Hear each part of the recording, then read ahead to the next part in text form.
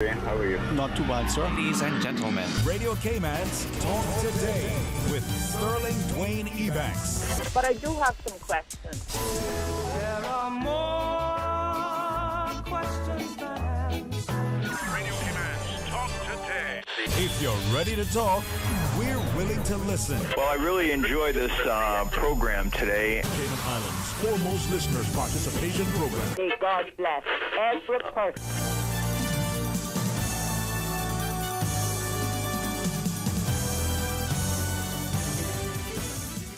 Welcome and thank you for joining us. Another fantastic Friday, and we're honored to have the Honorable Speaker, Ms. Katherine Ebanks-Wilks, as our guest. And we're going to learn more about our Parliament. We're going to have a chance to chat with a fantastic lady. So stay tuned for Talk Today. Radio Cayman's Talk Today, the Cayman Islands' foremost listeners participation program. We ask our listeners to avoid statements or comments which are abusive, derogatory, malicious, or defamatory. Do not use any indecent language or make any statement which is false or misleading. Email Talk Today at candw.ky or call 1-800-534-8255. Courtesy of Flow. Cayman's #1 network that connects you to your world like never before. Let your voice be heard.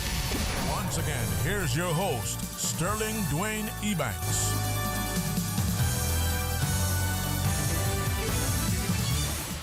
Hey, welcome and thanks for joining us. And if I might publicly say a special hello, welcome, and thank you so much, Miss Kathy.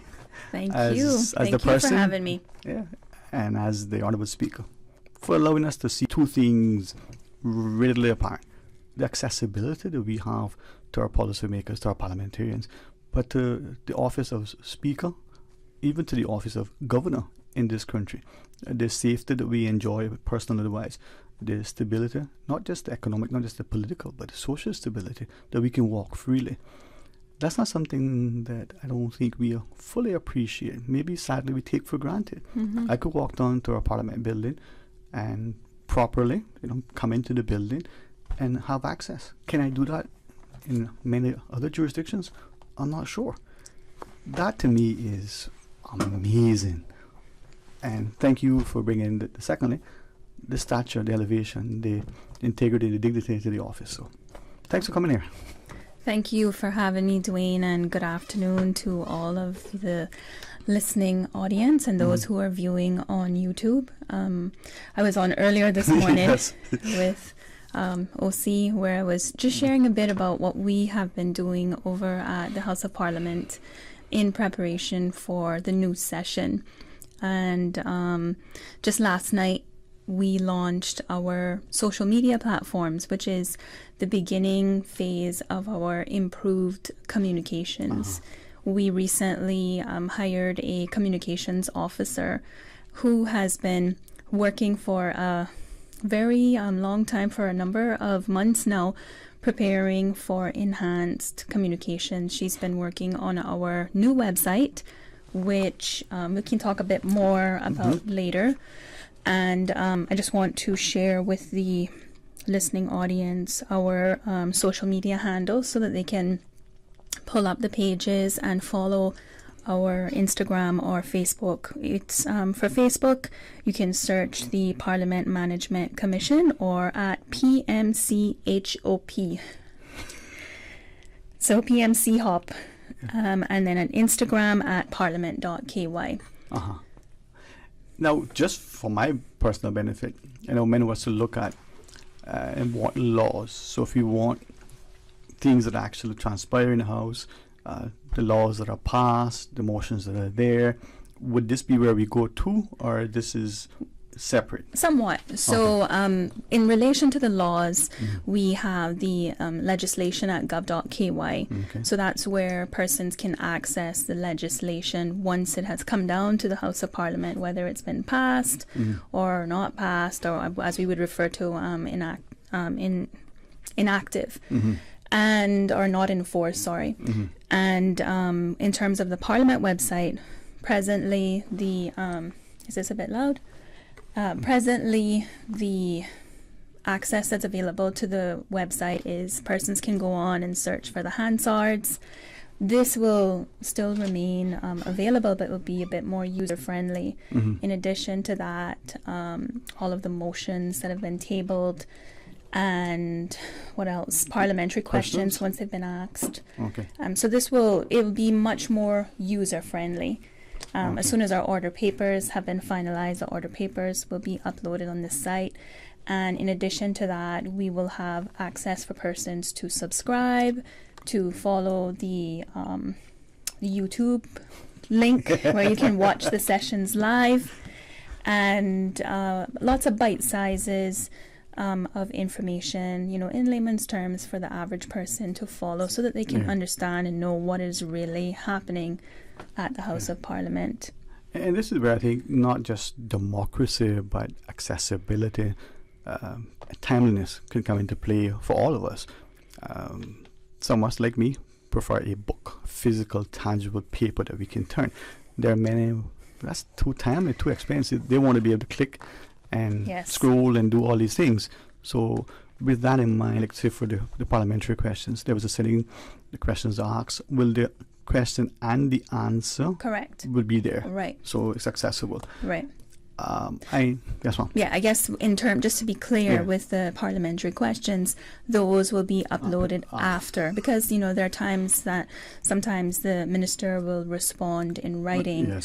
So those won't be uploaded in advance like how the motions or the bills will be.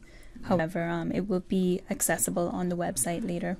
Now, I know you had shared early on that as part of the role that you wanted to bring is an education, so we as a populace can understand what the role is, the importance of it, what actually happens. We have talked endlessly about more civics. We need to be more civics in the school. And yet this is an initiative that hopefully will introduce that to us, get us familiar and comfortable.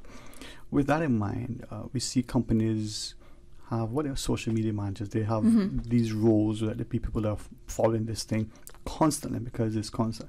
So for the parliamentary website and all the social media, I guess 24/7 we got somebody monitoring, uploading, checking, make sure it's current, responsive, that sort of thing. 24/7 might be a bit unrealistic. I certainly don't want her to get burnt out, but certainly it will be monitored during the week, and frequently. We'll put it that way, especially when when Parliament is in session. We'll be having lots of updates going up after the current proceedings, so that persons, like what I was saying earlier this morning, I can appreciate that most of the times that we do go down to House, it's a very long process, before we get to some of the meat of things, right? And sometimes some of the debates take place late at night, or, when persons are at work. So it'll be an easier way for, our community and persons that have an interest in knowing what's going on. Like I know one of the things that jumped out at me since I've become speaker that really displayed to me that we as legislators, me in my position as speaker, I have a responsibility to ensure that the public understands the legislative process. And this came about the recent motion that was brought about the pensions. Because in my capacity as MP, I had constituents reaching out to me saying, when can I get my money for the pensions, right? And then it takes, time for you to explain to the voters that, listen, this is the process. That was a motion that was brought. Yes, the motion was approved. However, that's a recommendation to the government. And what that means now is that the government would consider what was recommended, and then before you can go as far as accessing additional funds from your pension, we then need to amend the legislation. So it would need to be where the act has been amended to incorporate these changes. Right. So that whole exercise really showed me that in my role, it's important for me to come on to the various media outlets to explain to, our population. Doesn't matter whether we had civics or have civics in the schools. The fact of the matter is that we have a lot of people who still don't get it, who still don't understand. And it's not that there's a lack of interest. No. It's just that there has been a disconnect. Yeah. So. And I appreciate that's what I really value with what you've been trying to do and thus far achieving. But with that, just from maybe my edification, I always believe if you take the opportunity to learn, you might actually learn something. So in this case, a private member's motion is brought relative to the pensions, for example. The government accepts it, whether it's unanimous or otherwise. But then the government, if I'm understanding correctly, the process now, the government has to accept it, formulate the changes, bring a bill to amend the legislation. Well, in this, it depends on whether the changes would go towards regulations. Regulations don't have to come back down to the House, but if it requires legislative change to a primary legislation, that has to come back down to which is House. what this would be, right? I'm pretty sure it would be, yes. So that has to now come back, be approved. Right, be debated. And subsequent amendments can be made. Right. And then it's enacted by a certain time. So the process itself could be, unlike maybe in the last administration where the government brought something and could do it much more quickly because it was on their end. Is that how? I don't think it matters whether it comes from the government or the other side. The process still remains the same, whether it's a motion and it's a recommendation, or like what you're saying. I realize your point is it would be different if the process is completed from the government's end, because the government would have been working on it prior to. Right. So, and we don't really know if that is something that was previously being looked into. However, that it's just the process. And exactly. That's kind of what I wanted to explain to people, is that, it's not as simple as just voting on a motion and then it's approved. That's it. But even motions, as I gather, one of the MPs brings a motion, it's passed, but if nothing else happens, that's it. The motion was approved, but nothing happens for whatever reason. And that is not strange. That isn't something that's just happening today. Nope. There, if you go back and you look through the Hansards, you will see that many motions were brought and passed, and it could be that it wasn't something that the government wasn't interested in, but every government sets their priorities. So they value, or they consider what is most important in terms of their agenda. Well, I know that the role you fill in is very important, and the way you have, brought integrity and the acumen and the respect has always caused us as people to look at it, even, and hold it in higher regard. Honourable Speaker, when we return from a break, we defer to you to share with us as you wish. Maybe we'll understand better and appreciate the significance of where we are in a parliamentary democracy. All right, we're going to pause quickly, and when we return, enjoy every minute with the Honourable Speaker. So stay tuned for Talk Today. It's game time, Subway fans. We're upping our sub game with the all-new Subway Series menu, an all-star lineup of 6 delicious recipes. Just order by name or number and we'll do the rest. Whether you're catching a quick lunch or just need a tasty victory, the Subway Series menu is coming in clutch. Subway Series, easy to order, hard to resist. Try it today, only at Subway. Eat fresh. Get ready for more with Digicell's all-new prepaid plans. More any-use data to browse. Entertainment data for Netflix, Spotify, YouTube, and TikTok. Plus, stay connected with endless social data for Snapchat, WhatsApp, Instagram, Facebook, and Twitter. With Digicell's new prepaid plans, you'll never miss a beat. Activate in the My Digicel app today. Digicel. Better connected.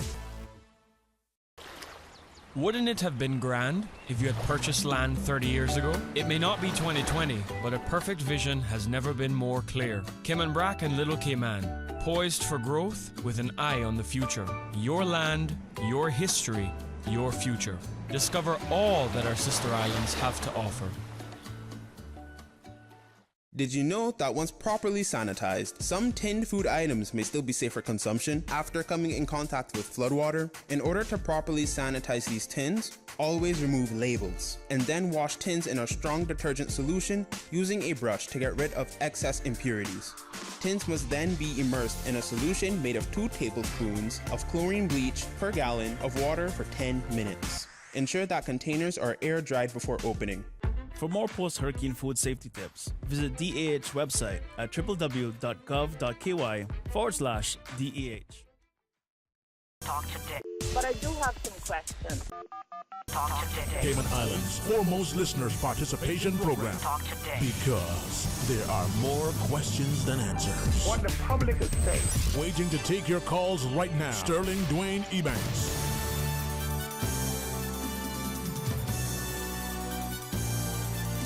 Hey, welcome back, and thanks for joining us. And it's always a pleasure to be able to access, the different arms of our government, to be reminded of that fantastic democracy that we have, and now especially to be able to speak directly to our honourable speaker, Ms. Katherine Ebanks-Wilks.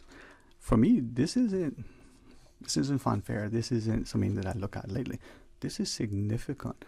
Many of us as students who have probably been taken to different institutions in their countries, many of us as adults, perhaps as our education or even on vacation, have gone to places of interest, courts, parliaments. They're not safe feeling. They're certainly not accessible. And yet here we have, when we compare the parliament to the courthouse, two important buildings. One, is accessible. It's right there. The other, you're not quite sure where you're going. So you and your team need to be commended. You do a fantastic job. So thanks very much, Mom. Thank you, Dwayne, and I give credit to the staff at Parliament, yes, who I mentioned earlier this morning, work really hard behind the scenes. Mm-hmm. Just to touch on what you said earlier with relation to the building and our safety and the things that we can appreciate but probably often take for granted. Yes. One of the very first trips that I took to the UK Parliament, we discussed security, and a lot of vulnerabilities were highlighted in relation to our Parliament. Yeah. And while we don't have a safety concern, what was frequently stated to a lot of the different territories is that you don't want to be reactive. And, so I say that to just plant a little seed in the minds of all those listening that we will probably get to the day where, in terms of, ensuring that our Parliament is, complying with what is considered reasonable and safe for parliaments, around the world. And thank you for putting that on the table, because I think it speaks to a greater issue from the society's perspective. Some societies, Western democracies included, some highly recognized democracies, they're 5, 6, and 7 years old, can be out in the town moving about freely. In others, not even their backyard do they feel safe. And we're not talking about countries that are considered high crime, so to speak. But what is the societal sort of response? What's this ethos? How do we look after each other? And maybe the norms international for parliament buildings, maybe something we have to apply here. But then what are we doing to make sure that we maintain that safety and that civility? And I'm glad you put it on the table so that we look at it and not take it for granted, no? And that's one of the areas that the new Deputy Speaker has quite a great interest in, which is looking at the security aspects of our Parliament. Not to say that we are anticipating an increase, in crime, but it's just something, like I said, want to put in the mind of the audience. It's something to think about, but not to get sidetracked. I like this kind of discussions, because even the sovereignty and the independence of our Parliament in terms of this sanctuary. Now open up that can of worms today. No, we're not going to go there, Mom. But again, this is where we as a people need to be thinking and talking and discussing. You're right, yes, you're right. But it's a discussion that we can certainly have. Yes, Mom. Today I just want to remind everyone that, we are getting ready to start our new session, which will begin next week on the 19th of September. And the governor has issued a proclamation now saying that we can start the new session. And we are going to go down and discuss a few bills. We have the terminal charges validation bill, the plant protection bill, the public lands amendment and validation bill, and the proceeds of crime amendment bill. So I was saying earlier this morning that we have a few other bills that have been gazetted, but those will be tabled at the second meeting, which will be later this year. So, one, just wanted to let the public know sometimes you don't know that Parliament is in session until you see the blue screen. So you see the blue screen on YouTube, or you know, you're driving and you hear it, you know, on the radio, whether it's after the fact. So the way that we can improve engagement with you know, the voters and residents is to let them know what we're doing ahead of time.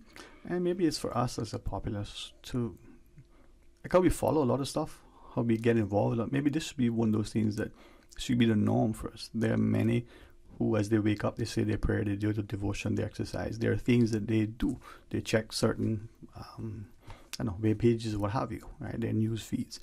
Perhaps as a people, we need to be more responsible, be consciously, deliberately engage in, hey, what's happening within our governance structures. I think the more that we as legislators educate the public and show them how they can engage with their MPs, how they can implement change. Because at the end of the day, we're guided by the people.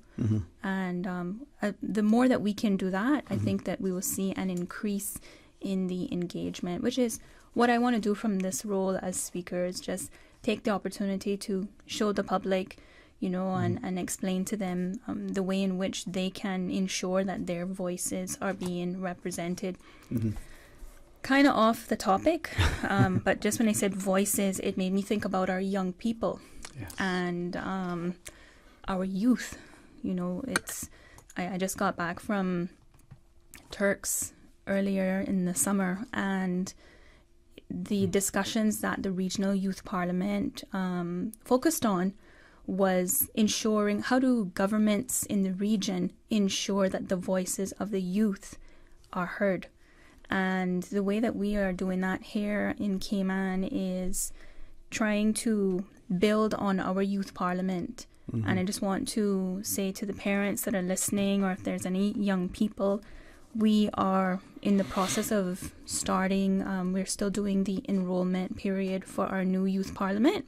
We have one more week left for persons who want to apply. So if you're a student, you can go to the office, the principal's office, and get an application form, or you can also reach out to the House of Parliament for more information. So I just wanted to state that here. Also want to give a special shout out to Miss Nordra Walcott, who has been working really, really hard, and she has put together, talking about civics, she's put together a workbook that I one day see that as a hardcover on the shelves in the bookstores locally, because it shares a lot of information with the young people about how our parliament functions and what's the role of the MP and what's the role of the ex officio members and so forth. So and this is where we learn by sharing our knowledge, where we learn by being conscious, seeking to understand certain things. And with you taking time,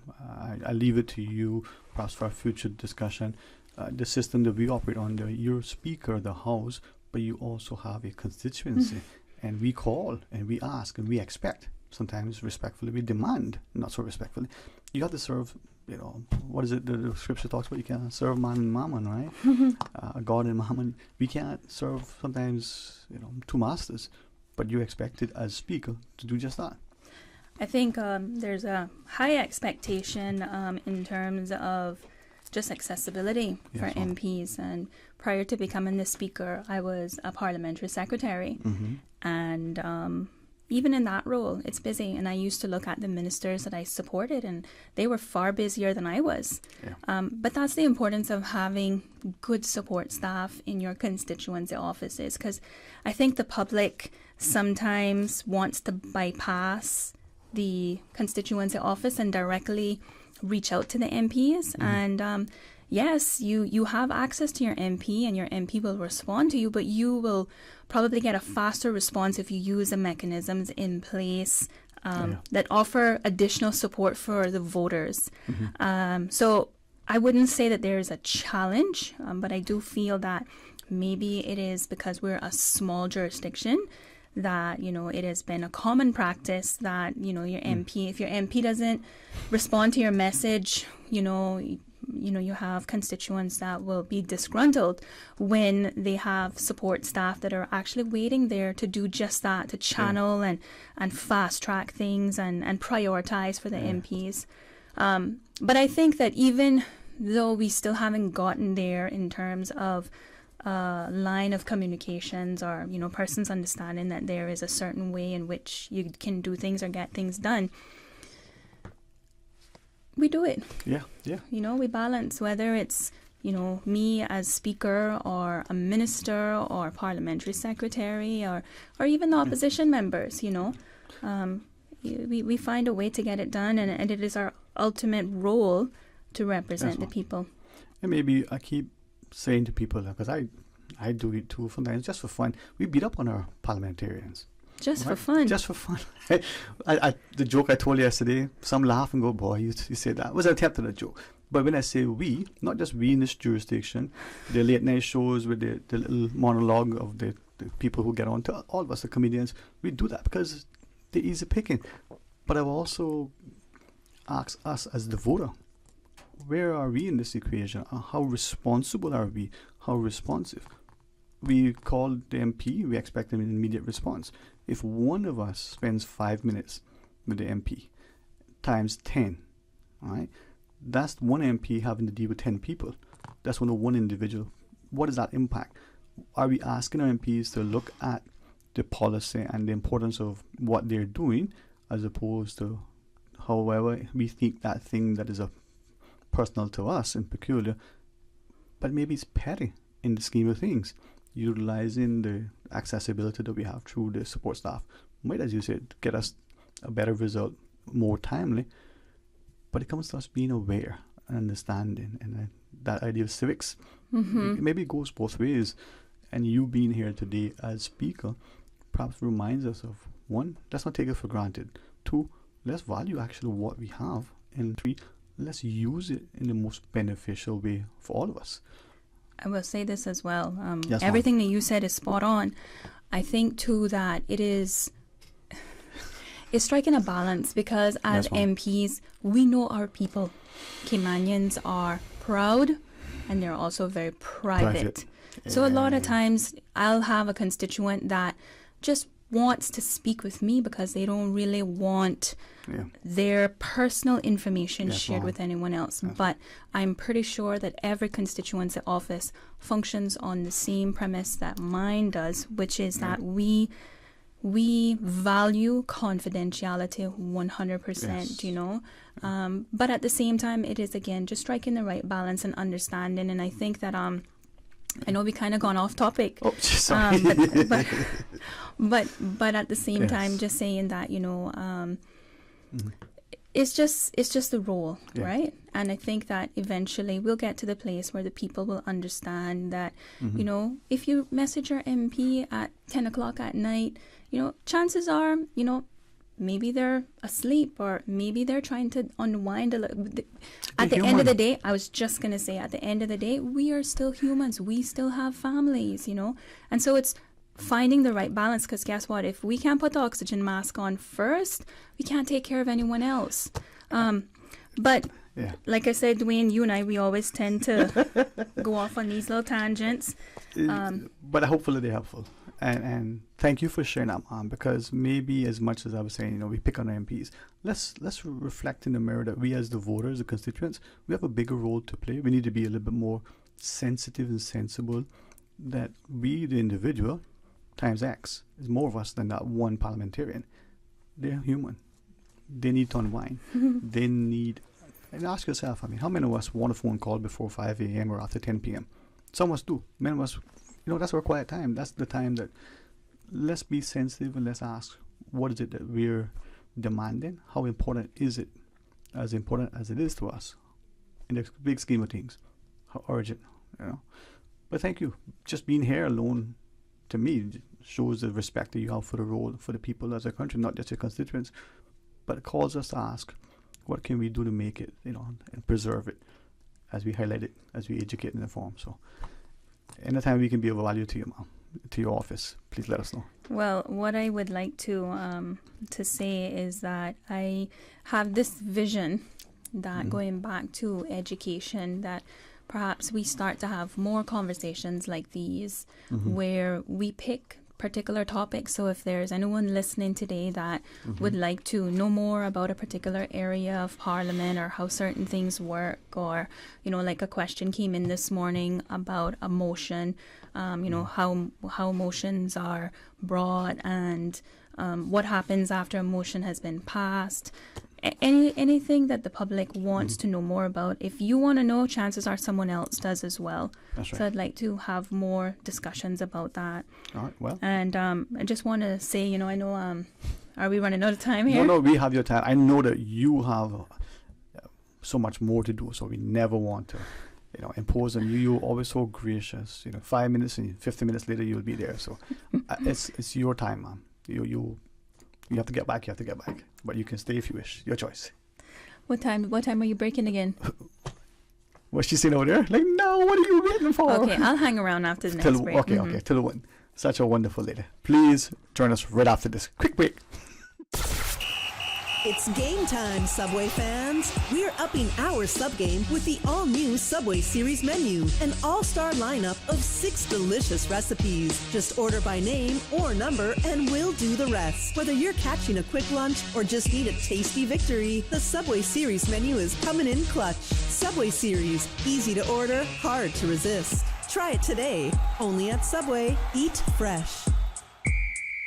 You know, as a little girl, I dreamt of traveling to faraway places and foreign lands. I tell you what though, no more dreaming. This summer, I'm going flying with Cayman Airways. How blessed are we in the Cayman Islands to have a very own national airline? Girl, you can fly to so many international destinations without the hassle of connecting flights. On top of Jamaica, Cuba, and Honduras, you got non-stop flights from Cayman to New York, Miami, Tampa, and even Denver, Los Angeles, and now Panama. Going to be a little cafe con leche and Hollywood Squares for this old gal this summer.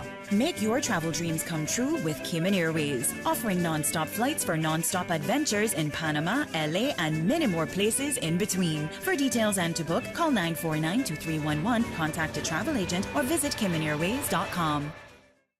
There you go, sir. Thanks for choosing JN Money Transfer. Boy, thanks to JN Money Transfer, I can stay right here in Cayman and pay mama bills back home in Jamaica.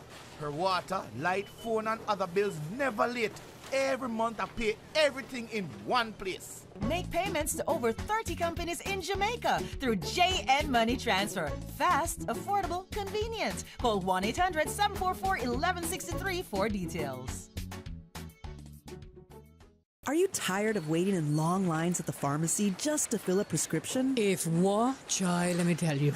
Well, now you can save time and money with ValueMed's online prescription service. Visit ValueMed's new website, valrx.com, and click the Refill Subscriptions button. Fill in your information and choose your preferred pickup location. Or email your prescription refills for ValueMed Walkers Road at rx-wr@valrx.com, and for ValueMed in Boddentown, email rx-bt at valrx.com. Say goodbye to the hassle of waiting in lines and hello to the convenience of online prescriptions with ValueMed Pharmacy. Visit valrx.com to place your orders today.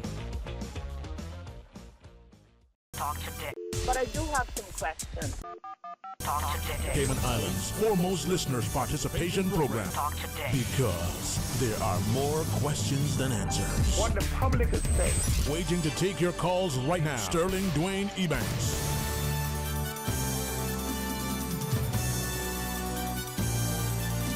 Hey, welcome back, and thank you very much for joining us, and a special public thank you to the Honourable Speaker for sharing. I hope I don't say this in properly, but if it left to her, I think she would stay here all day to engage and to educate our listeners. I think there's an educator, a teacher in you in there. The willingness to share with the public. I see that willingness to take your knowledge and help people to come to the same understanding and to be accessible and engaging. So hey, thank you. I guess for me, where that comes from is I can appreciate how I felt 10 years ago. I still consider myself to be young. Yes, ma'am. But, younger person who was starting to get more engaged with the government, with what was happening, and still not really having a proper understanding on politics and how politics works and how the legislative process works. I think that is probably one of the reasons why I want to ensure that I do my job as an MP, not even just a speaker, as an MP, to ensure that the public understands. I keep saying people power. Our people do not understand the amount of power they have. I don't think we understand our constitution. I don't think we access it enough. Through you, I take responsibility for my actions and inactions, because I think that's important to be accountable. You mentioned the youth parliament, and as you said that, it came back to my mind. Perhaps that's where it's so crucial for us as a society and as parents to ensure that, hey, to our child who's a student, do you know about youth parliament? Are you interested? They might say no. Most children would probably say no, not interested in anything. But maybe they don't know because, one, they don't know. Two, they have a ill-informed perception about it. Maybe it's not presented to them properly. So I'm thinking increasingly, and I feel late to share, as Caymanians, we better say to our Caymanian children, this thing is happening, and make sure that the children who are in there are Caymanian children, because that building, you get a level of comfort in that building. You get to understand what happens in that building. You better be Caymanian.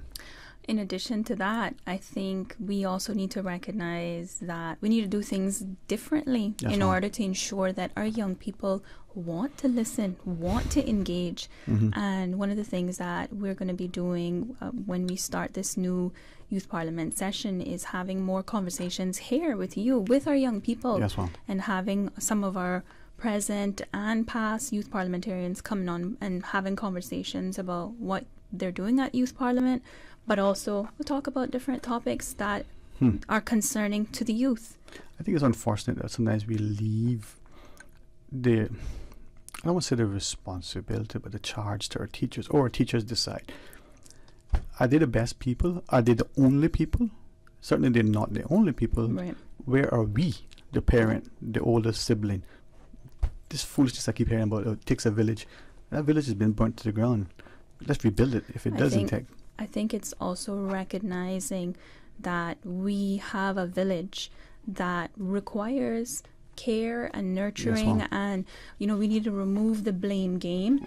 I recall long before I even got into politics, you would hear, well, what happened to them? How come the parents not forget about that? Let's start figuring out what can we do to be a part of the solution, and you can't rewind the hands of time. Yeah, you can't. So let's move forward, let's try to break those cycles. And the only way you're going to break the cycles is by trying to do just this, education. That's it. See, this is why I think we go off tangent, because in you, I keep saying, there's that educator, that person who wants to share knowledge, who wants to invite people to come to the fountain of knowledge. Doesn't mean we know it. You just realize that, hey, we don't know this thing, let's find out. Talking about breaking cycles, that's another thing. Knowledge sharing. And I certainly want to be remembered as an MP that did just that shared my knowledge, because we need to get to a place where we're talking about succession planning. Who's going to be the new MP in West Bay Central in a couple of, hopefully not next term, but let's have those conversations. Who is going to be the person to take over after Kathy? Is it going to be someone who is new to this space and doesn't have an understanding, or is it going to be someone that has been under my wing and following me and learning the system and can essentially hit the ground running? I think what I'm hearing from you, two things, is not just about succession planning across. It's about we've engaged like a basketball team. We got a deep bench, right? So we got the starting, but then we have so many others that are vying for the seat. So that when we pick, we go, wow, we got so many. With that in mind, here's my political statement for this section. Why don't we have a national vote, so that instead of having 5 people vying for one seat in one of our chopped up, cut up bit of pieces, we have now that 5 who could represent the whole country, because to pick one out of the 5, we're doing a disservice. Let's take all 5. Again, it goes back to people power. There you go. And that goes back to people power. There wasn't a lot of people that attended those the meetings that were held by the Budget Commission? Yes. Yes, ma'am. You know, and the few people that did show up, whether it was virtually or in person, at least the few meetings that I attended, that was a concern that was raised. And again, these are things that the people, you know, have the power to bring to the, you know, the government of the day. And if they feel that it's something they're passionate about and they're not getting what they want, I think that the port was a perfect example of what people power looks like. Right. And who's driving it? And put us aside, what's their ulterior motive, if any. But look at the word gerrymandering. We use that sometimes without understanding what does it mean. If, for instance, it's a real thing, if, for instance, it's happened in the last report, not saying it did, right? Where are we to be able to speak to that if we haven't participated in it? And let's say that it exists in other jurisdictions, so therefore it's not impossible for it to exist there. If that's the case, what if your constituency isn't 19 or 15 or 21 or whatever? What if it's one, the Cayman Islands? We can put us all in a stadium and still got room left over. I work for companies that had more employees in one division than we have in our society. Some of us are going to universities. So why are we allowing stupidity to divide us?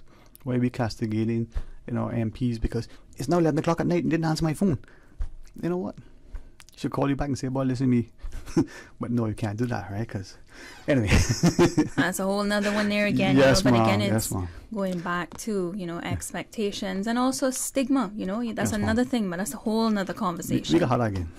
Yes. Ms. So, Katherine, ma'am, thank you so much for, you know, coming across. And anytime I know this without any contradiction.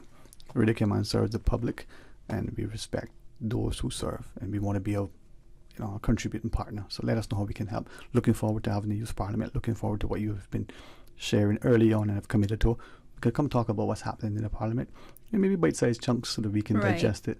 Thank you, Mom. So let's just earmark that after we have concluded Yes, Parliament, hopefully next week, I'll come back down and have a chat with you. We can go over Yes, ma'am.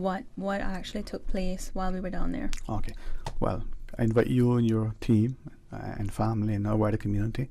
Have a wonderful, safe, enjoyable weekend. Looking forward to chatting with you.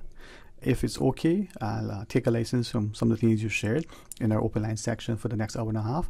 I'll talk about some of these things and ask our public, what do we feel about our Constitution? What do we think about this, that, and the next thing? And let's talk about things. I'll try to be responsible and respectful and sensible. I'll try. Thank you, Miss Kathy. Thank you, too. Thank you for everyone for tuning in and listening today. All right. We're going to pause and take a break, and when we come back, it'll be open line. Right, Miss Susan? There it is. Stay tuned for Talk Today. Follow Radio Cayman on Twitter.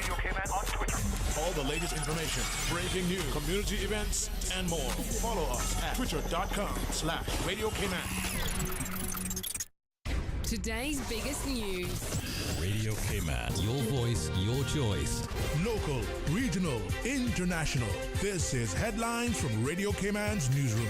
Today's biggest news. The headline news is brought to you by Health Services Authority and the Ministry of Tourism and Transport. With your latest headlines, I'm April Cummings. A 52-year-old West Bay man is facing 7 drug and theft-related offenses, all stemming from a report of a stolen bicycle. Officers investigating found it at an abandoned address in West Bay. When officers turned up, they say the man tried to throw something away when he spotted them.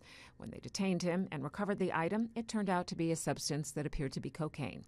Officers also found a piece of equipment in the man's possession, which had been reported stolen during a theft from a motor vehicle. Now he is facing 7 offenses related to multiple incidents. In international headlines, some 13,000 U.S. auto workers stopped making vehicles and went on strike today after their leaders could not bridge the gap between union demands and what Detroit's 3 automakers are willing to pay. Members of the United Auto Workers Union began picketing at a General Motors assembly plant in Wentzville, Missouri, a Ford factory in Wayne, Michigan, and a Stellantis Jeep plant in Toledo, Ohio. It is the first time in the union's 88-year history that all 3 companies were targeted simultaneously.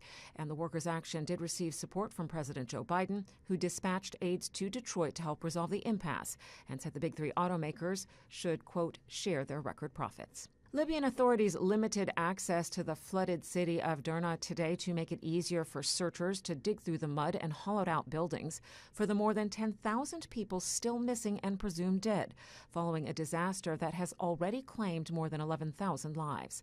The staggering death toll could grow further due to the spread of waterborne diseases and shifting of explosive ordnance that was swept up when two dams collapsed early Monday and sent a wall of water gushing through the city. Those are your headlines. I'm April Cummings. Today's biggest news. Radio Cayman, your voice, your choice. Local, regional, international. This is Headlines from Radio Cayman's newsroom. Today's biggest news. The headline news is brought to you by Health Services Authority and the Ministry of Tourism and Transport. The Health Services Authority has over 120 world-class physicians offering the most comprehensive range of specialist services on island. Our dedicated team of professionals provide the highest quality care in orthopedics, interventional radiology, women's health, geriatrics, and a host of other specialist areas. We are a JCI accredited organization with a proven record of excellence. At HSA, we are committed to caring for you. For more information, visit hsa.ky. I'm Heather Bodden, MP for Savannah and a lifelong advocate for the environment. Illegal dumping is a crime, so please take civic pride in our home and put litter where it belongs. If you see someone littering, report it to the Department of Environmental Health on 949-6696. Be a part of the solution, not the pollution. Littering is a crime punishable by a $500 fine or 6 months in prison. Brought to you by the Beautification Task Force and Ministry of Tourism and Ports. Radio Cayman is pleased to feature this special Sister Islands historical vignette brought to you by the Ministry of District Administration and Lands. Explore your history, explore your land, explore your Sister Islands. Born in Creek, Cayman Brac on the 25th of September 1939, Henry Mansfield Connolly was the third of 8 children for Henry Kitchener and Olive Connolly, an experienced seaman with 30-plus years with national bulk carriers and doing ship-to-ship oil transfers off the Brac during the 1980s. He was also the founder of C&H Plumbing and an original band member of the famous Brac Beach Boys. During his time home from sea, he studied the art of catboat making and assisted his late grandfather-in-law, Mr. Arthur Dilbert, with the building of many catboats. Mr. Connolly loved serving in the community and was a volunteer during hurricane emergencies and assisted with the hurricane preparations, especially seeing to the safety of the elderly and the community. He would often share his fishing catch with friends and neighbors and bring Christmas gifts for the elderly. He was married to Elmitha Dilbert for 60 years and has 4 children, 5 grandchildren, and 2 great-grandchildren.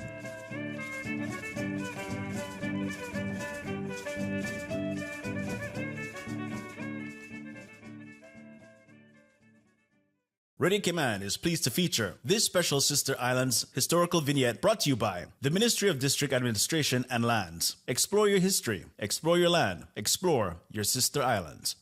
All aboard the Pizza Boat! Cayman's newest pizzeria. Birthday parties, office luncheons, summer camps, game night. Whatever your occasion, bring the fun with Pizza Boat. And Cayman twist to pizza, bringing fusion ingredients from all over the globe to give you locally inspired fresh pizzas all day, every day. What's more, now you can enjoy a boat-shaped pizza with toppings of your choice. It's Pizza Boat. Pizza Boat, now open in Queens Court on West Bay Road. Pick up or delivery 949-0000 or order online www.pizzaboat.ky. Pizza Boat. Experience the ultimate pizza voyage. Talk today. But I do have some questions. Talk today. Cayman Islands' foremost listeners participation program. Talk today. Because there are more questions than answers. What the public is saying. Waiting to take your calls right now. Sterling Dwayne Ebanks.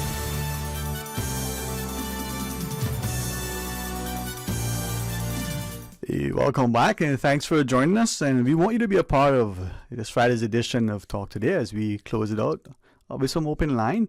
Very grateful that our honorable speaker was here, and as she shared through her office, they want to not just inform the public of the things that are happening, through an education initiative, instilled in us the importance of understanding our parliament, its role, its function. But I think, as she has shared, as people in a democracy, we have her words, people power. They're immense, power in us coming together. If I could, and I invite you to say, well, okay, you're being too respectful, you're being too accommodating, you're making excuses and justifications for the behavior, or totally wrong. As voters, and it doesn't extend only to our voters, because there are many who talk about the puppet masters and the special interest groups, but to what extent we, the populace, and the voters in particular, demand that, as we call our parliamentarians, that they respond right away. Those that don't, and there may be a justification for saying, man, I've been trying to reach you, this thing is important. Fair enough. But that could be the same whether you're talking about the parliamentarian, or you have called the police because you're looking for a traffic report, or whatever the thing is. Maybe your physician didn't get back to you relative to something. It happens. It should not be the norm. But if we're constantly demanding our parliamentarians to be immediately responsive, can they get their jobs done? Just a thought. How do we ensure that they're using their time for the way that we expect them? Ensure our policies, we have a safe civil society, our laws are fair and just, and all those things. All right, it's open line. Let's take this caller. Welcome. Thanks for calling. Good afternoon. My lady, good afternoon. How are you today? I was just hoping you wasn't going to make me overeat this weekend of chocolate. Well. I can tell you this. I have plans. So you can. You always draw me to it. But I'll forgive you. Okay. Carolyn, the veterans in the U.S. wears a lot of what do you call it? Bands on the arms. What is for it? Ties, bands, and stripes. Mm-hmm. They carry a lot of stripes on them, right? And a lot of those pendants and so forth, recommending, specifying, claims that have done and what have been and so forth. I tell you, your shoulder's gonna get pretty heavy. Get the joke. No, ma'am. For some reason, I lost you completely. Then you were saying the veterans were wearing the badge on the shoulders. Yeah. The veterans, the police officers, they wear badges on the shirt for things that they do, and you follow me? I'll tell you what. Let's change the subject. I was trying to talk about your shoulders. How heavy they're going to become in the future with stripes and badges on them of the things that you are trying to do for this island, and trying to have all the patient and the patient of Job, trying not to pick up too much weight from certain conversations. You just keep in the flow. Mm-hmm. You need more badges you can wear on your shoulder, on your shirt. Your shirt. Yeah, I think. Yeah, for some reason, and I'm trying my hardest to listen. I've turned up the volume, and I've just had a bit of struggle hearing. For what it's worth, it could just be on my end. You're in, you're out. So I heard some, but I did not hear all. So I do apologize for missing probably the substantive part of what you shared. I try to adjust it here. Can you know? Yeah. Can you hear, yes, ma'am. Yes, ma'am. Sterling, I just want to say, can you hear me? Yes, ma'am. Okay. I just want to say, welcome to the Cayman Islands. We start up with one lane, and now we go on to 3 lanes here and there. Mm-hmm. And we got tons of spikes throughout the island. And I think one of those spikes should represent a police officer. We need more police officers in our force. A report was made a couple of days ago in regards to a car that was up here on the highway being scratched, and was told that overall the officers is at a scene right now. When they finish, they'll go to that scene. Come on, you want to tell me what about one set of officers in the Savannah area doing accidents and so forth and so forth. Mm-hmm. There was no other officers could be sent to that scene if you're trying to catch these guys who's scrapping these cars and leaving them there, you know what I mean? Well, it's maybe speaks to something that is happening in our society. We know that Miss Teresa, alluded to it. We got to be mindful of a couple of things. That notion about who's guarding the guards, right? I won't try to repeat it in Latin, but it speaks to the issue if we're complaining to people about behaviors, and that behavior is so well established and practiced by those same people to whom we're complaining about, and worse, if those are the people that are expected to enforce that thing and they don't see anything wrong with it, then maybe we need to rethink, well, is it a bad thing? Or if it's a bad thing and we accept it, what are we and how are we going to ensure that it is addressed properly? Maybe that's part of the challenge we have in here. We don't have a clear understanding of what it is that we're trying to achieve, nor the courage to say, listen, Johnny, I put you in that position. This is what you need to be doing. You're not doing it. Let's make sure that you know how to do it. And if Johnny continues to refuse, out he goes and in comes Jean. Right? Yeah. Mm-hmm. Oh, boy, Sterling. Yes, Mom. Well, just gotta wait and see, I guess. What's gonna happen? We'll see. Sterling, down there at the Dixie Cemetery. Where else you cross there? Again, I'm challenging you. Saying Dixie Cemetery, okay. down by the gas station. On the water side. Okay, yeah. What is the road called? Well, is that still Seafarers? I mean, I cross the old Delbert's gas station, right? Yes. Okay. Uh-huh. Where else you cross that way? Last time I crossed this Friday, one day this week. Okay. Yeah. They got a trench dig there. I guess that hotel is not a condo that's going down there, a hotel, whatever it is. Something. Down there. Yeah. They got this huge trench dig out in the front of the cemetery. Mm-hmm. And through the small gate for you to go in through there, you got to walk across on a piece of plywood, like. Okay. And this hole is pretty deep, and it's been there for some time. Are you hearing me? Yes, Mom. There's a big hole, a trench. This hole's been there now for some time, and just about every other day there's some service going on there to go and bury someone. And it just bothers me to know that whatever they're doing, it should have been done a long time, and it looks like just about every cemetery in this island is getting disturbed by construction work.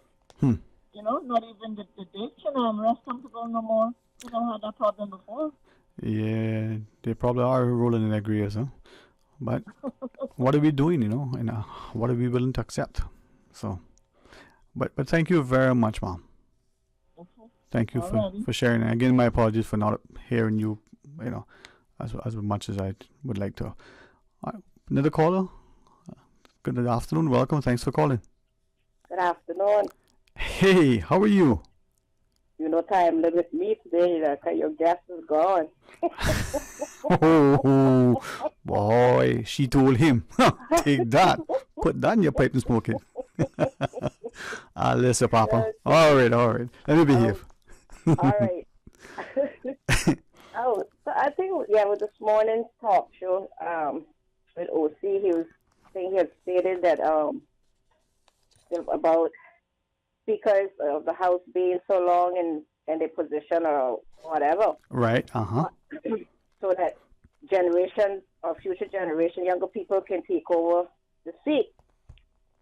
But in the Parliament, it's the parliamentarians that vote for the Speaker of the House.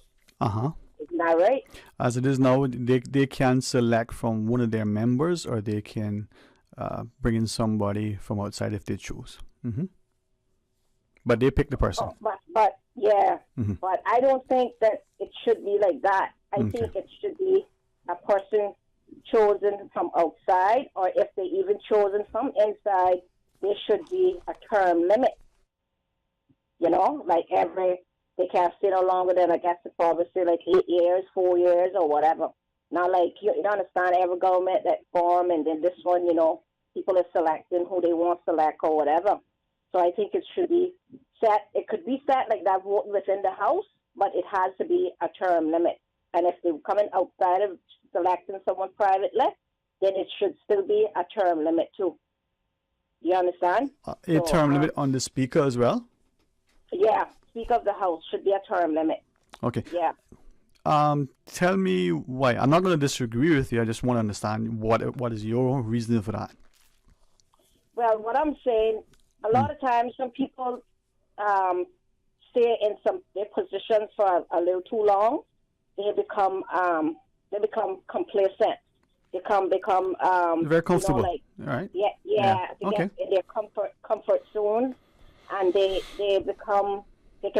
And I'm not saying everybody will. I said some or No. You know. Yes, ma'am. And they doesn't want to take advice, and they do it the way they want to do it. They drag their feet on it, or they do it how they want to do it, or maybe they don't get it done at all. Yeah. You understand? And that's not only the Speaker of the House. That Right. goes with, I guess, with the Chief Immigration Officer, the Deputy Governor, the Commissioner of Police, Chief Medical Officer, right. People that in whatever high rank it is, they should have a term limit at least 4 to 8 years. No, I like where you're going, and I like where you shared, especially since you said, okay, well, let's not only let it be the speaker or the parliamentarians, but what about all these other positions, right? Exactly. Now, the interesting part is my personal view at this second, but for what you just said, I would have not want to rethink it. My personal view is that in our democracy, in the Cayman Islands, because of the relatively small size of the population and the nature of the population distribution, my question, would we be doing ourselves a greater disservice if we had a term limit? And then sort of in tandem with that, isn't it better that as a populace that we allow the people to be the ultimate arbiters, those who decide, the voters, what that term limit? So Johnny is a good person to be like in the representation, and every 4 years we re-elect. But if we don't like, right? So shouldn't we choose, shouldn't we be the ones as the voters decide whether this person should be elected, whether this person should be re-elected, or if they were voted out, give another chance, as opposed to an arbitrary term limit that says, you've served your time, whether you're good, bad, or indifferent, you can't anymore. Yeah. Sometimes, if you do it as a time of election, as a national voter or whatever it is, it can be kind of like similar to an election where people continuously vote in the same MPs over and over, and they're not getting no different results. Yeah.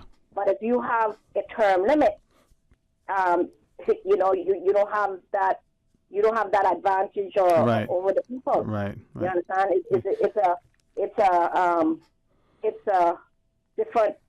a different thing. But like if you got to do that as populace to vote for what the Speaker of the House or like the positions that I told you about. Right. I don't think it would work out much like having politicians in for a long time. And I'm saying that we have politicians that have been there a long time that they haven't been, did good things and all that. I'm not saying that because some people will get offended and think that. I think you're speaking to the issue just on the principle, which at least that's what I'm hearing from you. And I'm even inclined to think, well, what about people who are on boards, right? Public authorities, whether it's a planning or immigration or what have you. But what about the private sector? A company has as its president or CEO or chairman of the board, this person has been there for a long time. Hopefully it's because the person does a great job. Maybe it's the clout the person wields. Maybe it's the amount of shares the person has. People might say, well, that has nothing to do. It's a private thing. But even to take your argument one step further, that individual could be very, very influential on that organization. To me, I didn't even. I mean, I always think about the boards too. But at that time, when I was just specifying different sections or different positions, Understand. I didn't think that broad at that time. But like I said, I think that needs to go to them too, you know. Yeah. But take your point, right? And I don't know much about it consciously, and like many people, we probably didn't even know anything about him. That fellow Falsey, that was the head of the thing in the U.S. though. He's been there for 1,000 years. I mean, he served almost every president since Abraham. So his influence, good, bad, or indifferent, he's seen presidents come and go, and as a civil servant, you know, is that a good thing or a bad thing? Do we have people in our own civil service in Cayman who may be senior, who may be middle management, who may be not, but who's been there? Is that time there brought them to knowledge and experience and expertise that they can help, that is helpful, or is it a hindrance? Your point is there. I mean, it sometimes it's verified because, like you know, in places or most places or jobs or government or private sector, a lot of people do earn their positions, like they did educational wise and all that stuff, experience or whatever. But then, you know, a lot of people do get their positions through like politically or through people that are higher than them, higher ranks than them, that give them that opportunity to be in that position. Yeah. Kisses go by favor sometimes, huh?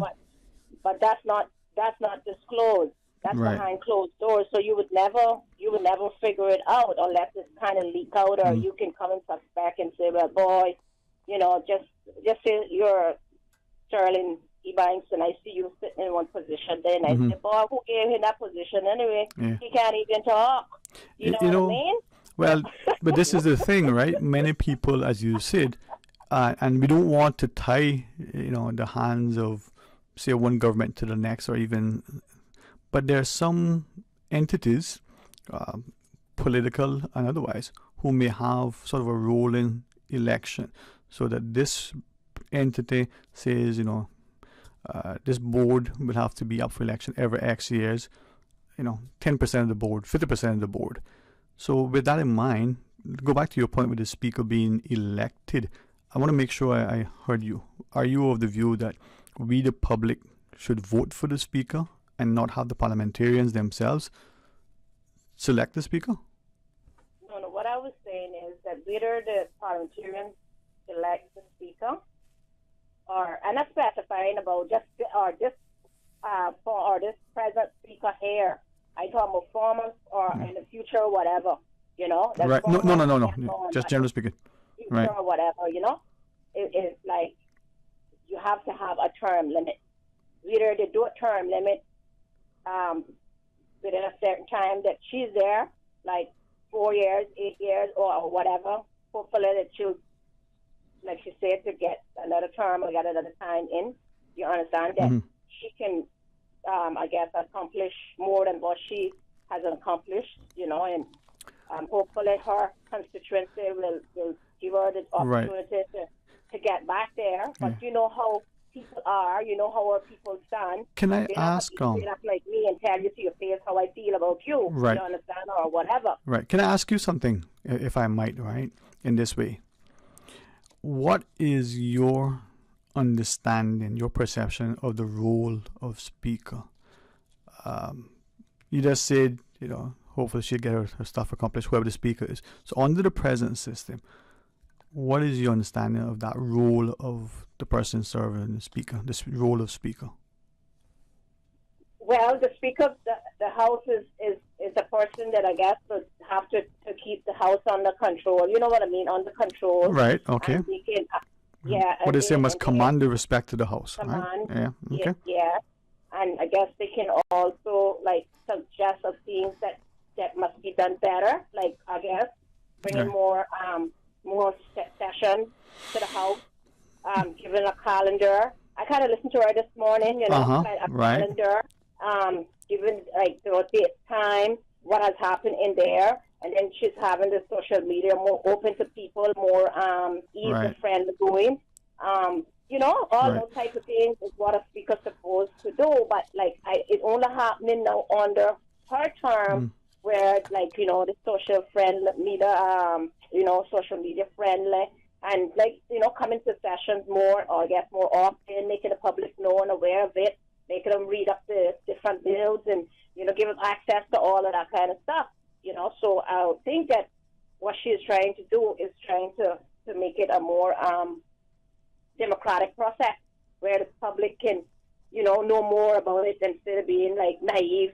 It could be for the most simplest person that, because you got a lot of people that can't read and write, and they go on social media. You'll be surprised. They can just click and hear you talking, and they can catch things too. You know what I mean? But what I'm saying is that she would want more time to accomplish what she would like to. Might be accomplish everything, but she want more time because she got things in process, and she got more things that needs to be processed. Right. So you understand? No, I follow. So, and as I listen to you, I'm one. Sorry, go ahead. It's all up to her constituencies. Right. So, and that's perhaps where where we end up. But I wanted to get a little time to get there. As we understand the operation of the system under the Westminster model that we follow, the Speaker being a sitting member of the House, what I gather from parliamentarians, at least in the UK, is that when the election is called, there isn't any serious challenger to that seat, and this Speaker would then be returned as sort of a reward for serving the Speaker, with the understanding that while the person was serving both roles as an MP for that constituency and the Speaker, it was challenged to serve and do justice to the constituency because of the demands of the role of Speaker. And I wonder if we have that same level of understanding or expectation in our own, sort of process. With that in mind, But and another thing is the wig or whatever you call it, they had on, and the what you call the gown or whatever. Yeah, when I was watching, Stephen made a little statement about that, but when I was watching it, like this train, and Tammy she had to come to sit down now and come in into the seat. Yeah. First, I thought that it was the former, the former speaker at that time, but it was her, and I said, "Oh, that can't happen, yeah," because she had looked despised in it, and which is true. What if people said, and I didn't think about it like that, but I said, "Oh, but that can't happen." I had to kind of figure it out if that were her or not. You know what I mean? And then eventually I said, "Oh, that can't be." Yeah. I know we got the break, right? But I'm wondering if what I'm hearing you saying is it time to get away from all of that dress and garb and that archaic stuff? I mean, is that necessary? If it is, do we understand what it means? When the mace is present and the sergeant is carrying it, when it's facing one direction or the other, what does it mean? Is that something that is still relevant?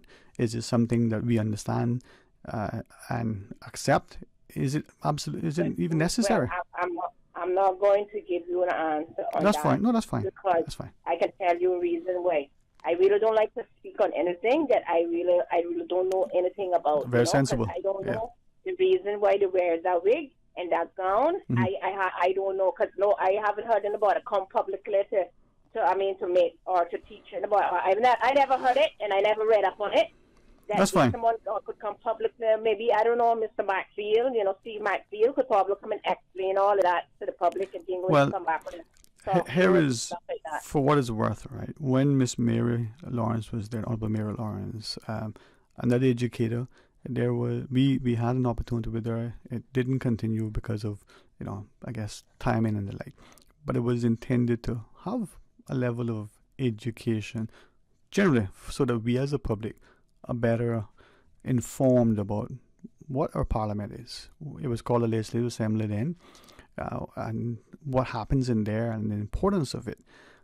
I say that to ask us as parents. We have the Youth Assembly. I was told that the only children that participate in that are Caymanian children, and that there are children who express an interest. I was subsequently told that that's not true. The teachers select them, and sometimes we don't encourage our own, so that's why there are no Caymanians. If things are happening in this society, we're not involved, we're not sufficiently informed, we don't quite understand the importance of it. End of the day, are we to blame? Is it our responsibility to know? And how are we ensuring that there is this level of unity?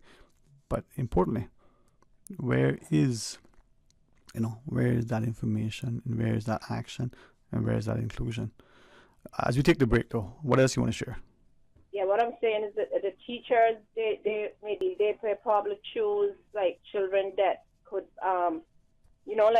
maybe academically, inclined and can speak, can kind of, understand what I'm saying. Cause you can't send everybody to the Makes sense. parliament that can't, Right. talk and stuff like that. But what I'm saying is that do not stop the ones that are not they can able to do it like that. Teaching them in school is the way they can do it, and giving them tours of the legislative assembly or doing stuff like that. But let's take your point. Can't keep them out. Right. Let's take your point and let's go two steps. One, anybody can learn. And the worst football player that given instruction and coaching is willing to listen can improve. No matter how bad a player he is, he must get better. He mightn't be the caliber of a Bar Martinez, right? But he'll get there. Right? Two, if you can't speak properly, right, you can learn to speak better. But even that may only be a phase. But even that shouldn't be an impediment. But even if you are, as you shared, introduced to these spaces, that level of shyness, fear that you may have, because you've never been in that space, once you get there, you may go, oh, this isn't as bad as I thought. I feel intimidated, but you know what? It's not overwhelming. But if you never go there, right, will you ever get there? Them so that they can learn, Mm-hmm. Everybody can learn, like you say. But if they're not being taught, then it's another situation. Yep. Well, but anyway, we got a long ways to go because the most like the education that we had within the schools a lot is like everything instead of going some or everything, most things or everything is gone backward. Because I remember when we used to have in the high schools, I think it went from middle school days, you had cooking, sewing, jewelry making, woodwork, art, all kind of technical and vocational classes. I don't even know how much they got there now. High school, you had the same thing, all kind of stuff. And now it's like these children is like, I don't understand. Like, we need a technical vocational school. We need this, we need that. But where we got lost because it's supposed to be improving. It's supposed to be getting more better. Mm-hmm. And then I remember they had the boys' home in West Bay where they had girls and boys, and that they changed it to Marine Institute. And they used to have some people from the United States. I don't know if they came from the some Marine school or whatever. They went there and they came to Cayman Islands and they were teaching down there. And all of a sudden, it's scrapped. The children used to go on boats and all kind of stuff. Some of them even got scuba diving qualified certificates and all that kind of thing, CPR and all of that. So I don't know where that got lost, though. Well, I don't understand. As I listen to you, you certainly have caused us to think much. So thank you for sharing and looking forward to talk to you whenever you wish. Let's pause and take a break. It's open line as we return. Stay tuned. As a little girl, I dreamt of traveling to faraway places and foreign lands. I tell you what though, no more dreaming. I'm going flying with Cayman Airways. How blessed are we in the Cayman Islands to have a very own national airline? Girl, you can fly to so many international destinations without the hassle of connecting flights. On top of Jamaica, Cuba, and Honduras, you got non-stop flights from Cayman to New York, Miami, Tampa, and even Denver, Los Angeles, Panama, and child, they now have Barbados. Going to be a little cafe con leche and Hollywood Squares for this old gal. Make your travel dreams come true with Cayman Airways, offering non-stop flights for non-stop adventures in Panama, LA, and many more places in between. For details and to book, call 949-2311, contact a travel agent, or visit CaymanAirways.com. Before, during, and after a storm, the Water Authority will use all available media channels, including social media, to advise the public of when the water supply is connected and safe to use.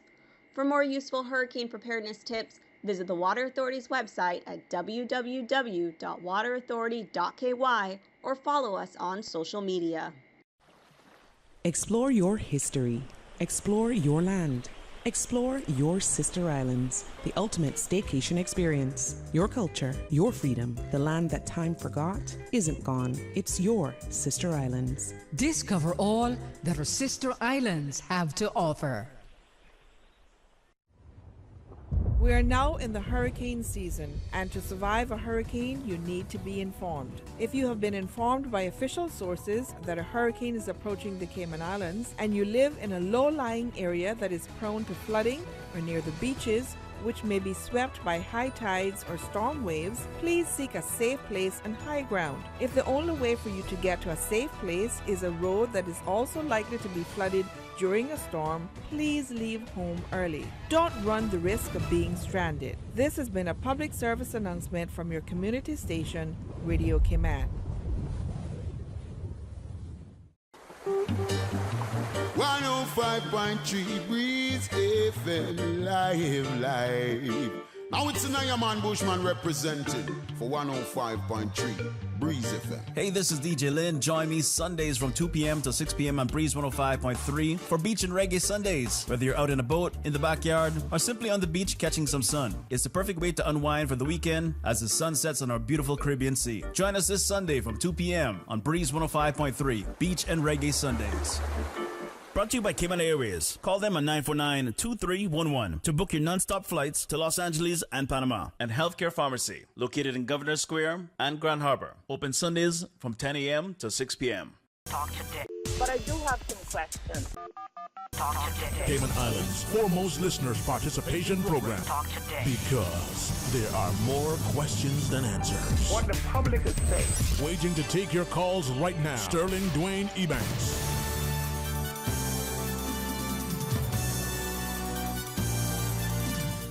Hey, welcome back, and thanks for joining us. As we go straight to the phones, it is open line. Hey, welcome. Thanks for calling.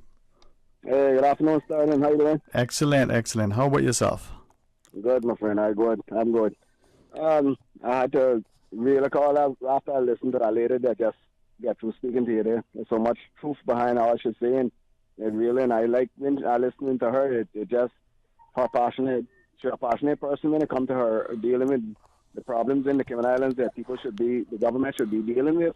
She certainly, yes. Yeah, I mean, she really speaks from her heart, and to know that everything that we had here has just dwindled away and gone down the drain. I don't understand it myself, but I was just talking to somebody this morning, just before around 11 o'clock or so, and I can't get over the mess, the same situation from kids coming out of school. Because of what we're looking at yesterday on YouTube with the beating of that little boy there in the school, I really and truly, I don't understand what is happening where the people that the government is spending so much money to have these teachers.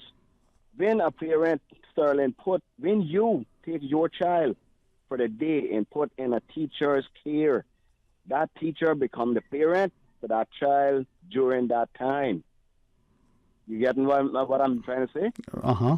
And they are paid thousands of dollars lately with this new increase that they get. And they're caulking up inside the AC, eating their big lunch, and can't survey the schools, the classrooms, the PE classroom, the locker rooms, to make sure that something like what just aired a couple of days ago there to the world of the beating of that little boy, not one teacher is in sight to stop such a radical outburst of young men among one another. That is a disgrace to the school system, and I don't care who like it and who don't. When the rock hit the pig pen, when the pig squeal, let him squeal. Yeah. But that is a downright disgrace to see that something like that on the internet representing our little small little world that we living in here. If I might, and I'll hoping that at some point as a country we come to terms with what's happening in our society. Some would say what has happened, but with respect and just know, because maybe like you, we don't only want to be respectful, we want to be able to ensure that whenever we say anything, we say from a position of being very accurately informed. But just generally speaking, are we looking at our society and asking, what is happening, as people come into our society, not just from other places, but they come from one age to the next, from one school to the next. Yeah. What is happening that's causing some of the behaviors? To what extent, when behaviors occur, how do we respond as a society? That act should be one, in my mind, that cause every single one of us to stop and put aside everything else. And this becomes the most single act of priority. What is it that is happening? How do we respond to this? What has caused this? Right? This isn't what I wanted to call for, Sterling. Well, you go as you wish. Yeah. Yeah, I mean, you went to school, I went to school, and many more listening went to school. Uh-huh. We could not, in our wildest days, as wild as I was a very vicious person when it comes to being in front of another opponent. I didn't take nothing or hold back nothing. But at some given point in time, there was someone there to stop me. And most of the time, they were there to stop me. And I look after what's happening today, and I call it neglect. Because when you're in a comfortable position or a comfortable environment, you tend to drop your guard. And when these things, like what I just spoke about with the schools, happen with the children, then when the parents ask, where were the teachers? Oh, you know what I got to say?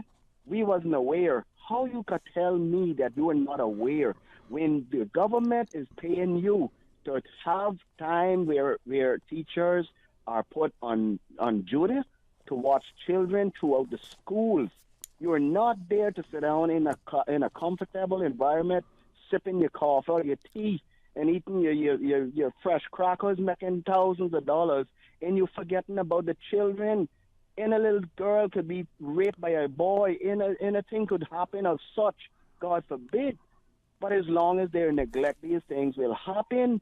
It never happened in my time because they had strict teachers that when we see them coming, we gone and we sit down and pretend like we're doing something that to keep ourselves occupied. We'll run on the football field just to make them think that we playing football. We would be afraid of these. Though these children today in the school, Sterling, has no fear of no teacher because the teachers are not present. They are not in the areas where they should be. When you go upstairs, you find them in the areas where they're lounging out.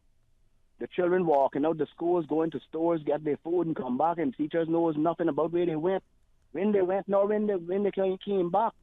Sterling, is called neglect. They are too comfortable. Our government has put priorities in the front of them that made them comfortable. They doesn't have the care for our children, but yet the parents put the care for the children in their hand for that day.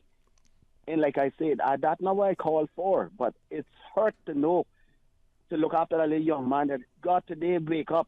If he woke up today and got a firearm in his hand, do you know the damage he can cause to that school by going there?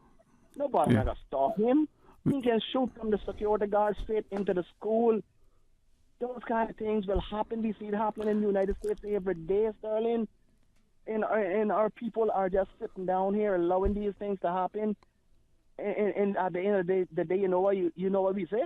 Oh, let's big up this one. Let's big up that one. Let's come out with full shit about bigging up. We got to sit down and worry about our children and stop this thing about bigging up this one and bigging up that one because they don't require no bigging up. Our Caymanians, how come we not bigging them up? Well, you raised, Last you hear them big up a Caymanian? Well, that's the thing, right? What are we doing? And I'll perhaps share some of the comments that have come in while you're chatting. But you did say you'd call for something else. I want to make sure that we don't. Yeah. I wanted to mention regarding Cayman Brock here because, like I say, I hear Sterling, you there. You got to tell me about down here. I'll tell you all about Cayman Brock. Mm-hmm. And this is what I want to say about this place. Another place, there's nothing wrong with the place. Sterling, let's get that wrong. Let's get that right. I mean, what's wrong is the people. Every way you look, Sterling, in the airlines, in the banks, in the this and in the that, Sterling, foreigners are taking the jobs. We just had a graduation class that is out there in government, not even trying to find positions to put all these children in. The children need work. They're putting all these foreigners into the jobs, and the children don't have no jobs. Now they're getting ready for another graduation class this month or in next month. Sometime it is, I think it is. Where are these children now? These 60+ children, or how much it is, where they gonna find jobs, Sterling? Everywhere we hear around this place, you know how they does it, Sterling? The people, the parents, you can go around and ask parents, they don't hear nothing about no job advertised. The next day, there's a foreigner in the job. What happened to the Cayman children that come out of the schools? What happened to the Cayman children? And when we want to talk to our representatives, they're nowhere to be found. There's only one that can be found on the island. The other one is missing, gone missing in action. This kind of rubbish is that they're putting us through. No, Sterling, if it don't stop, what's going to happen? Then that time come next year, God spares our life, or 2025. That is when they want to show their face. 24, year 204 and year 25, that's when they want to show their face. We don't need to see them kind of people no more, because we are up to our throat with rubbish and how our children sitting down at home doing online courses, trying to get high quality passes. For what, Sterling? When people can come into this country here and get a printout off a computer and get a big old job paying them $6,000, $7,000, $8,000 a month, and our children got to go to colleges for 4 years and come back, and our government don't even recognize where they went and what they gone did and how much time the parents spent putting them in a college. I said it before, Sterling, this mess up what we going through. Sooner or later, something will give.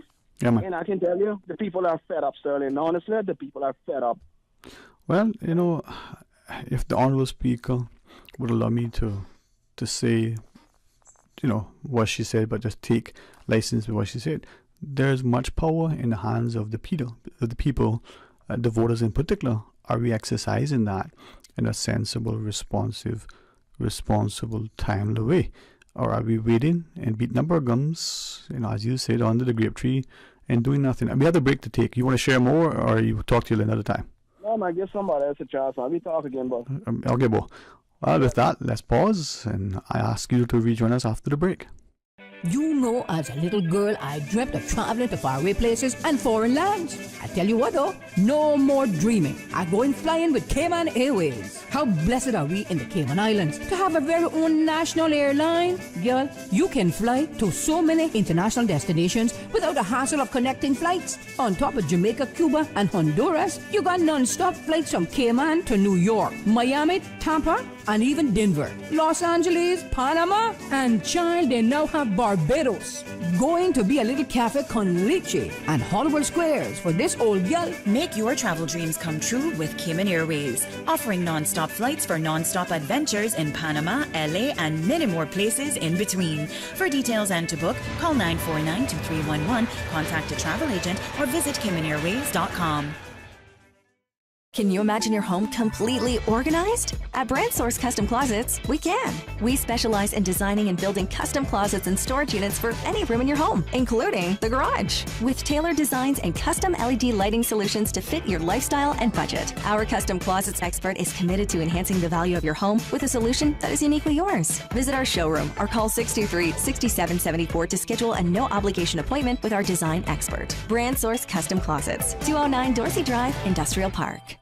Introducing Digicel's all-new prepaid plans. Packed with more any-use data than ever before. Entertainment data for the apps you love, like Netflix, Spotify, YouTube, and TikTok. Plus, endless social data for Snapchat, WhatsApp, Instagram, Facebook, and Twitter. So you're always in the know. Stay connected. Stay entertained with Digicel's new prepaid plans. Activate in the My Digicel app today.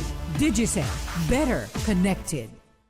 Family Resource Center is offering several parenting and family programs to enrich the lives of families in the Cayman Islands, supporting them in reaching their family goals, including the Triple P Family Transitions Group. Families experiencing separation or divorce are advised to participate in this program in support of their family's well-being. To register for this or their other services, contact them at frc@gov.ky or find the links posted on their Instagram and Facebook pages.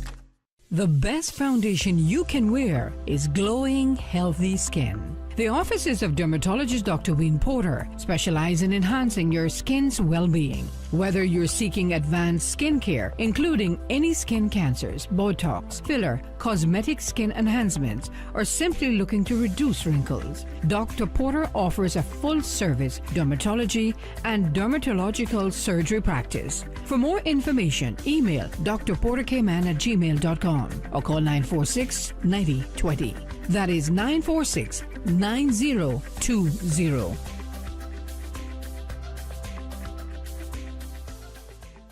Talk today. But I do have some questions. Talk today. Cayman Islands' foremost listeners participation program. Talk today. Because there are more questions than answers. What the public is saying.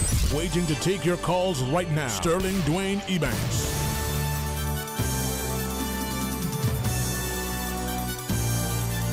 You're welcome back, and thanks for calling 949-8037 or 949-6990.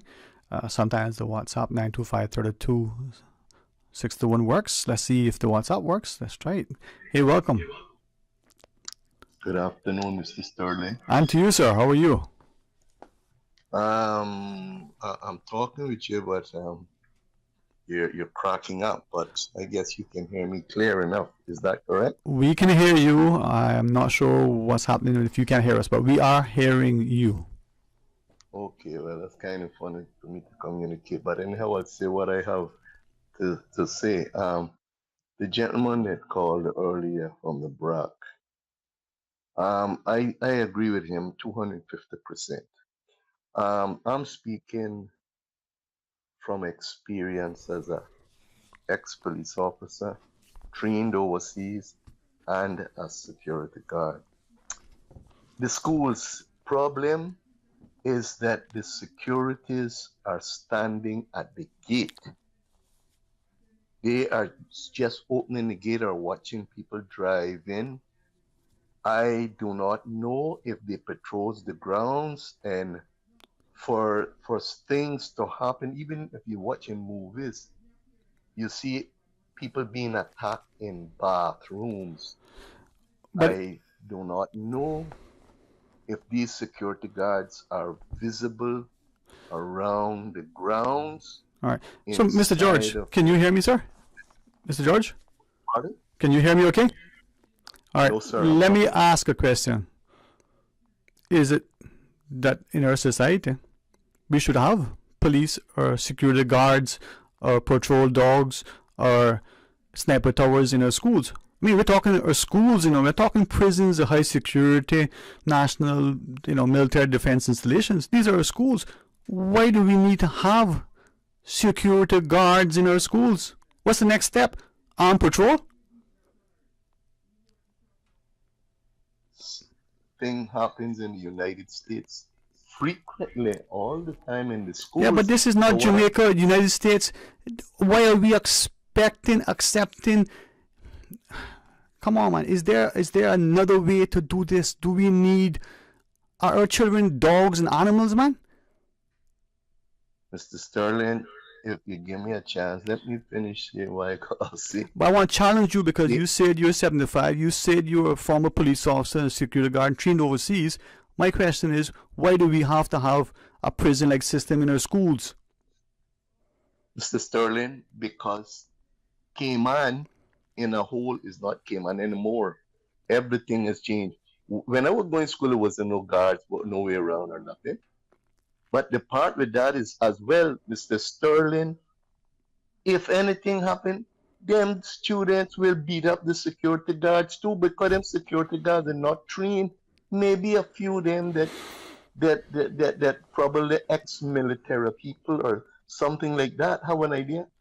But Cayman has changed dramatically, and what will happen if security guards? They will run.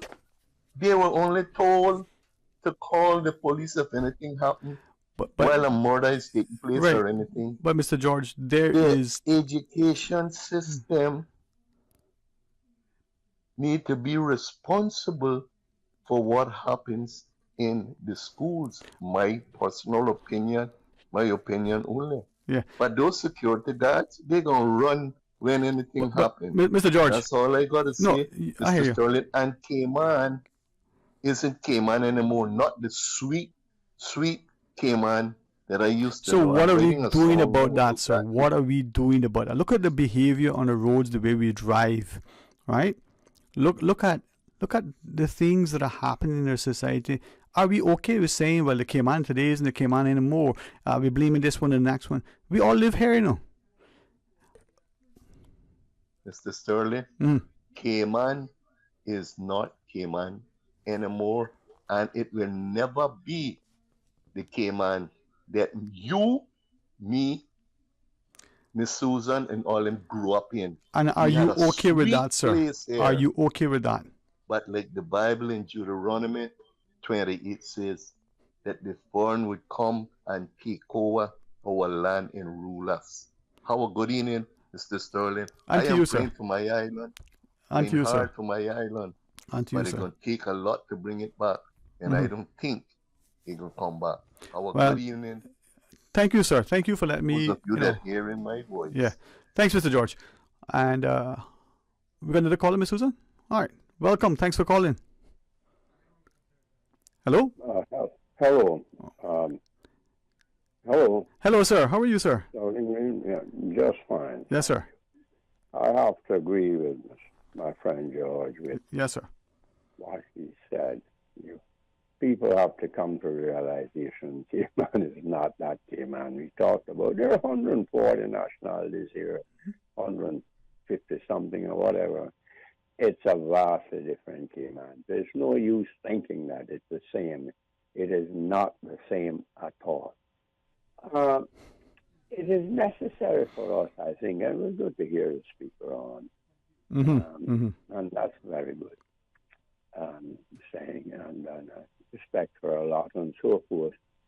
I think personally the speaker position should be a position that is elected. They run for elections in the general election. You run for that position as speaker. I think maybe we should move towards that, and it would be restricted. No one that is running for elections as a parliamentarian would be able to run for speaker. I think maybe we should move towards something like that. There are reasons for that. You can see it, I suppose. Another thing is this: we need to learn our history, I think. And when we think of the first elections, I don't know if you can still hear me. Yes, sir. When we think of the first elections, listening to you very intently, sir. Elections.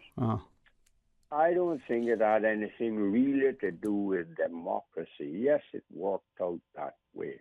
We have to understand who could vote in that first election and how it was decided to have those elections first place. There was that letter written to the British governor of Jamaica, Lord Belmore, in 1831, October the 26th, I think it was dated, where it was alluded to on what they wanted to do to have this autonomy and so forth. And I can't remember the exact wording of that letter, but it had alluded to that, and Governor Belmore did not reply in that fashion. He appointed two more magistrates, I believe. You remember at that time the government was only consisted of magistrates appointed for life. I think at that time it was 8. And then the elections were held. But that same Governor Belmore was a man who was, in a few weeks' time from that, a mere 5 weeks or so, had ordered the execution of over 330 Jamaican slaves for a certain uprising in Jamaica, Kensington uprising and so forth, because there were thousands and thousands of slaves involved in uprising against slavery in Jamaica throughout. You can go back in the history. That I don't know why we don't know these things or teach these things in our schools. It's so important And then we had those elections, and one of the first laws that we made here was that every man from 16 to 60 should bear arms. You're just talking about bearing arms in the school and all that.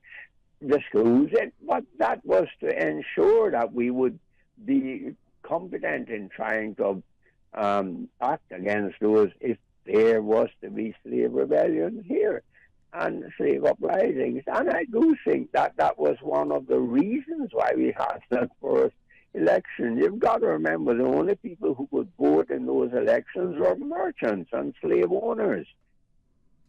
Yeah. Well, I appreciate you sharing. We do have the news, Mr. McKay. If you want to continue to educate us, please, stay on, because we learn a lot. And respectfully, I get licks for not taking the breaks, especially the news, and I'm trying to do that. So let's take the news and see what happens after. Stay tuned. Today's biggest news. Radio Cayman, your voice, your choice. Local, regional, international. This is Headlines from Radio Cayman's newsroom. Today's biggest news.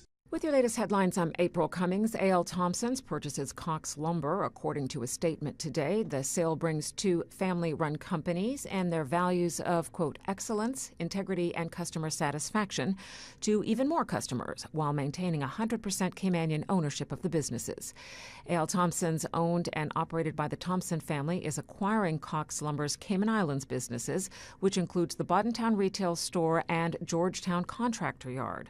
We're told all Cox Lumber employees will be retained. The Tibbetts family of Cox Lumber will retain Tibbetts Lumber Company and Tibbetts International operations in the U.S. In international headlines, New England harbors and fishing towns were being emptied of boats, and some were becoming ghost towns as commercial fishermen and recreational boaters scrambled today to make final preparations for the arrival of Hurricane Lee, a storm threatening to bring tropical storm force winds across a swath hundreds of miles wide. Hundreds of out-of-state utility workers poured into Maine amid fears of widespread power outages because of a combination of heavy winds and rain-saturated soil in the U.S.'s most heavily wooded state. North Korean leader Kim Jong-un inspected Russia's most advanced fighter jet as he toured an aircraft factory today on an extended trip that has raised concerns about banned weapons transfer deals between the increasingly isolated countries. Since entering Russia aboard his armored train on Tuesday, Kim has met President Vladimir Putin and visited weapons and technology sites, underscoring deepening ties between the two nations locked in separate confrontations with the West. Those are your headlines. I'm April Cummings. Today's biggest news. Radio Cayman, your voice, your choice. Local, regional, international. This is Headlines from Radio Cayman's newsroom. Today's biggest news. Freedom, Cayman Rack. Freedom, Little Cayman. Soft breezes, blue waters, no traffic. Unwind and rejuvenate your mind, body, and soul. Sister Island Staycations, a taste of freedom. Discover all that our sister islands have to offer. Talk today. But I do have some questions. Talk today. Cayman Islands' foremost listeners participation program. Talk today. Because there are more questions than answers. What the public is saying. Waiting to take your calls right now. Sterling Dwayne Ebanks.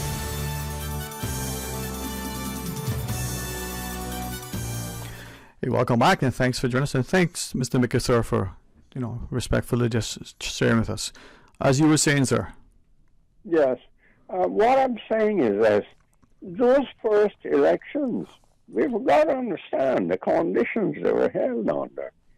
It was just the merchants and slave owners and people who owned land and who had land and lease. It was a complex thing, really. But simply put, it was those in control economically.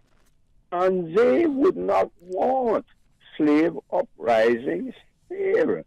So they had to have a unified voice, which would be the merchants controlling the economy.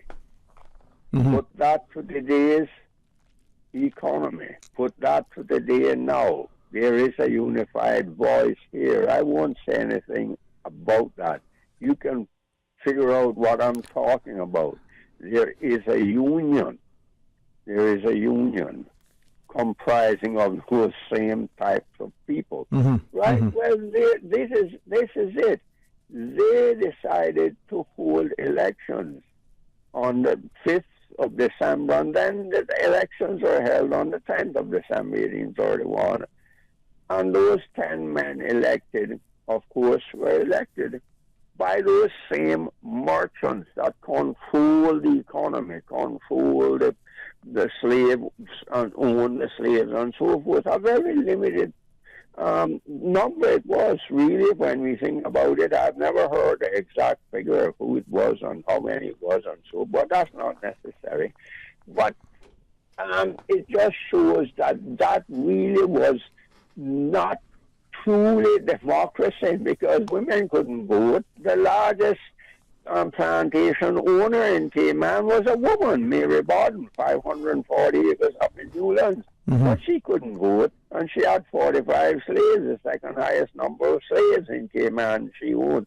But the point I'm making is to keep saying that was democracy, when it really not. The same cannot be applied to the Bermuda Constitution, which is very, very advanced, much more advanced, and we often talk about attaining that type of thing for ourselves. It should be good as a crown colony. They made that constitution to sort of keep the white people in control.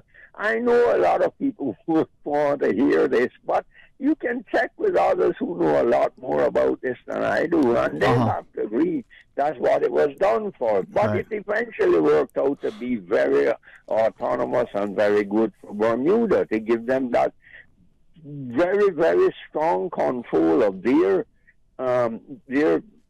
government and their moving forward. And this is it with us also. Right. Now, Mr. McKay, you have repeatedly, and I'm so thankful that you've not only been consistent, but you've been coherent and come from a very considered perspective when you're sharing and educating us, when you know who we are, your history. But you've shared that in Cayman today, that there's a growing concern that maybe Caymanians are not in control, not in charge. No, we're not. So and you said that, right? I think I heard you correctly, and now thank you for clarifying that. If that is the case, can we do anything about that?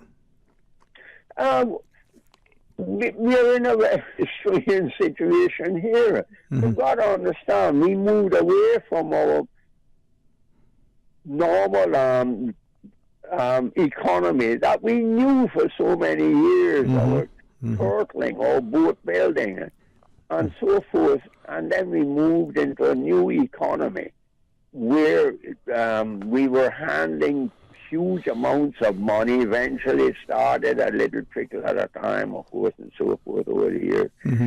For other countries and their economy, mostly the United States, we all know that. Yes, sir. And we control those dollars, but they're still not ours, but they're controlled, and many people have made great livings and become millionaires out of that. Lawyers and accountants, and some are Caymanians, we have to admit that, a very small minority. But this is the type of Cayman we have today. So when we keep talking about the Cayman, as I understand my friend George here, that when he says this is not the Cayman, and it's no, that we knew, he's absolutely right in that. Right. We are talking about the storybook Cayman, if you want to call it that. Sort of, but if I can ask, right? Sorry, Mr. McKay, because you are right. Yes, Mr. George is right. This is not the Cayman today that it was prior to Hurricane Ivan or prior to 1976. But the question is, the things that are happening in Cayman, on our roads, in our schools, in our homes, in our communities, in our churches, in our businesses, across the Cayman society, if there are not things that contribute to our well-being, improve the quality of life, doesn't raise the standard of living, and more importantly, doesn't ensure our personal and other safety, are we willing to accept it? And if not, what are we willing to do? You use the word restore. What are we willing to do to ensure that it is a Cayman that we're safe, a Cayman that is civil, a Cayman that is sensible, a Cayman that has a society of sobering people making, good decisions? The thing is this, Sterling, we've got to understand that we have gotten people who have become very strong with their culture in our country. And it is no use trying to disregard this or trying to say, no, this is nonsense, and you're only perceiving this, or that's because you want to think that way. That we can go into a supermarket and you may see or hear, any one of us will know a generational Caymanian. Let's face facts. Yes, sir. Let's stop this nonsense. We will know what I'm saying. And you can see or very rarely see or hear a few of the hundreds of people in there. Then you understand what the dilemma is, what we're going through, what is happening. And we haven't decided to do anything about it. When we saw, we can see that we are a minority. We're a minority. And that is a very, very serious thing. But we don't seem to think that it is a serious thing and requires serious thought. How to straighten that out, and very, very strong reactions to it. We can do it, but it takes courage. I often talk to you about that word, courage. It takes courage to get up and say, this must end. The only people who can end this are our elected representatives. They have certain things in the Constitution. We can't talk about human rights and this will say it. No, the British government has given us certain aspects in our Constitution that allows us to be autonomous and to control certain aspects of our situation. Yes, sir. But we have not taken those things. We have not done it. We have not said we are going to do this. We can do it. We can move forward, keep pushing the envelope that they have allowed us to do with the Constitution. We can do a lot of things and control much more for our people. Right. And claim for what it's our generational people. We can do it, and it's become a time where it's necessary. We see what is happening. We can stop a lot of the things. We can say this is not allowed. What we have when we get on the radio, we hear the police force. What are they saying? They're only talking to potential victims of crime and who have been victims of crime, warning them, close your windows, shut up your cars, do this, do that. We're not saying to the perpetrators of crime, the evil ones who will become evil, if you want to call it that. I get lambasted for it. Say to them, you will not do this anymore. We will not tolerate it. We will stop you. And people will stop you. And we intend to take you in if you have committed serious crime and you're out there having shot up people or something. We will take you in. Whether you come in dead or alive, we will take you in.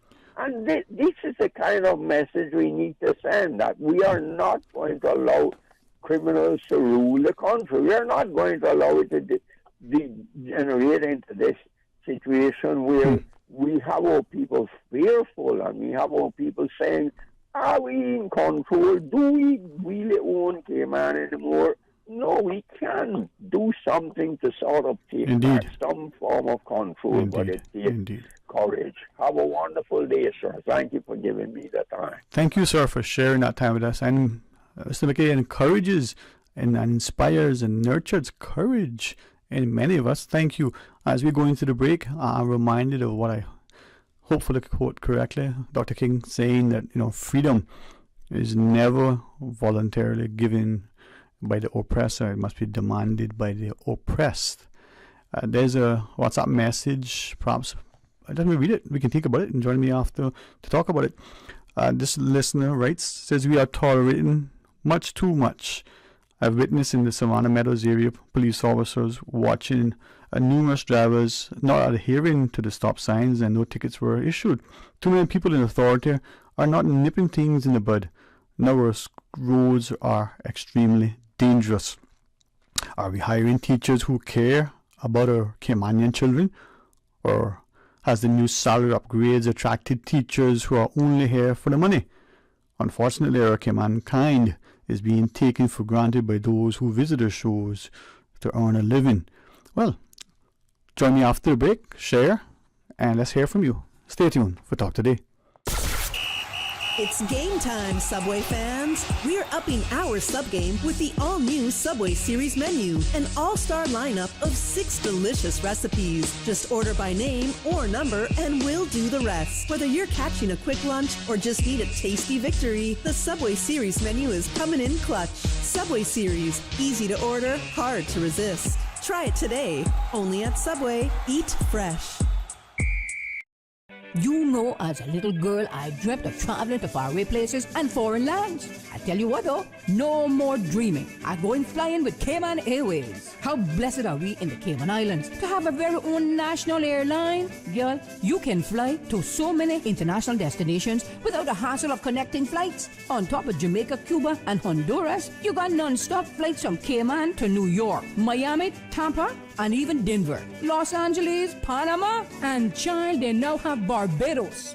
Going to be a little cafe con leche and Hollywood Squares for this old gal. Make your travel dreams come true with Cayman Airways, offering non-stop flights for non-stop adventures in Panama, LA, and many more places in between. For details and to book, call 949-2311, contact a travel agent, or visit CaymanAirways.com.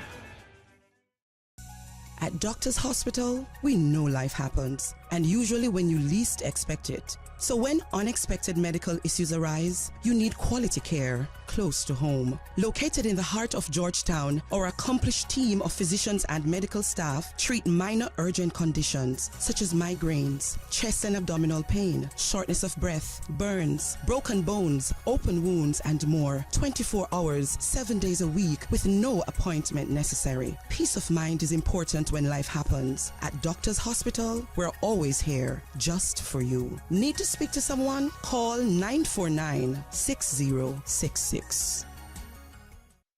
Start your day in the know. Don't miss a beat. Radio Cayman's 7 a.m. news keeps you informed every Monday through Saturday at 7 a.m. Talk today. But I do have some questions. Talk today. Cayman Islands' foremost listeners participation program. Talk today. Because there are more questions than answers. What the public is saying. Waiting to take your calls right now. Sterling Dwayne Ebanks.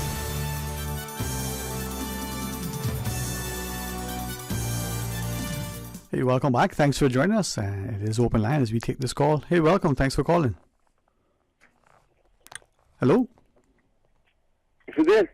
Hey, what's happening, my friend? How are you? Oh, I thought I wasn't on again, man. Well, I'm hearing you, and I'm going to go on the premise that other people are hearing you, so I would say you're on air live, my friend. Live again. Live and direct, huh? Yes, sir. Yes, sir. Good talking today. Uh-huh. Everybody put out what they're supposed to say, or, sorry, what they feel like saying today. What they want to say. Sound like. Yeah, man. Yes, sir. Mm-hmm. That sound more free up to the yeah, man. island. You understand? Yeah. But let me just ask that wonderful caller that calls in almost every day and says what they want to say. She said you have heavy burden on your shoulders, something like that. Something like that she was talking about. Anyways, let me ask her what they think they would do, right, if every Filipino or every Jamaican, right, went on strike at the same time.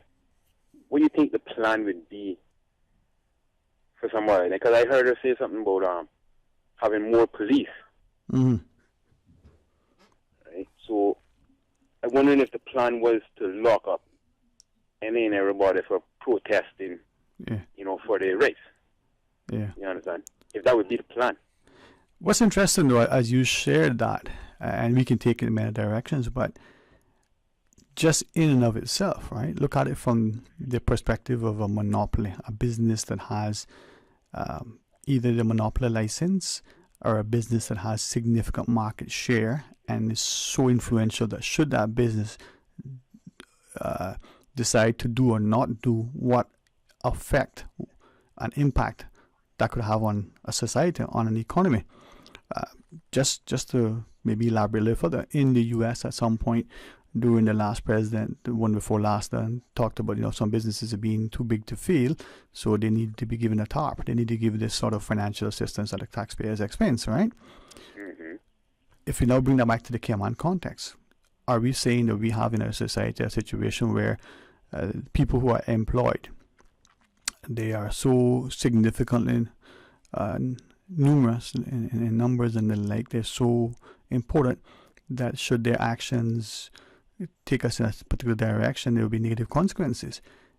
Does that mean that we'll become complacent, dependent, enslaved? There are a lot of words that we could use, right? So how are we looking at what is happening? If that doesn't resonate with people, we complain about the banks. Oh, the banks. Somebody said one time long ago, the banks act as a cartel, when that word was synonymous with drug dealing, the drug cartel. There was a time when OPEC, as the oil producers were referred to as a cartel, right? With a negative connotation, with the understanding the implications of the perceived actions, right? So if the banking cartel is acting in a way that they work in unison, whether it's collusion, collaboration, whether it's just competition, whatever it is, right? What are we doing? Same with the group of employers. Maybe it's not a particular group, maybe it's just a particular sector, right? Is it why some countries say to its civil servants in some sectors only, you cannot form a union because, no, is that right? Is that wrong? Those are just questions. But when you check out how small this place is, right? You can put targets on any spot on this island, right?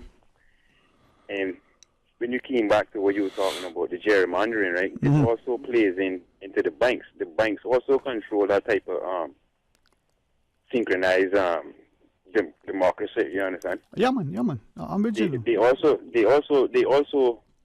love to do that, because if you check where I live, right? I can't send my boy to Georgetown School, right? But the bus can't drop him here, no matter what I do. You understand? So it's almost deliberately targeting us, right? Yeah. That we can't have a little break in saying, I might get a little saving on my gas or whatever. But check this out, he can't ride the bus because, number one, no AC in the bus.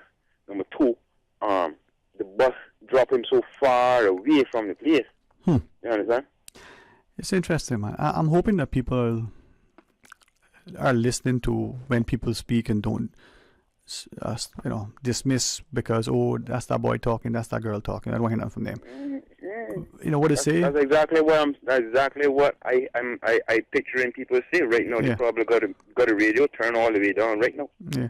Some of us, we don't hear the message because we don't want to listen to the messenger. We will quickly say, look at what it did to Christ. And that happens to all of us.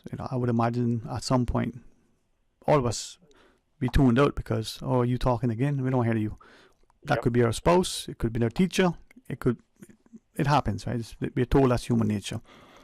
No. To the last caller, my elders, Mr. Mickey, right? God bless him just now, because you know what me and him just did? We just shared an experience, right? Of two different generations.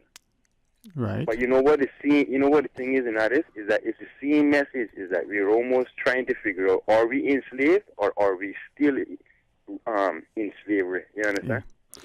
But what's interesting though, Mr. Mickey brings a wealth of life experience, not just expertise from, his life, right? But life experience that he can share. But listen to how polite he's always been with what he says. Yes, sir. Like so many of us, we see the obvious thing, but we don't want to speak to it. Listen to the politeness, not just the diplomacy, but the politeness with the things that he said.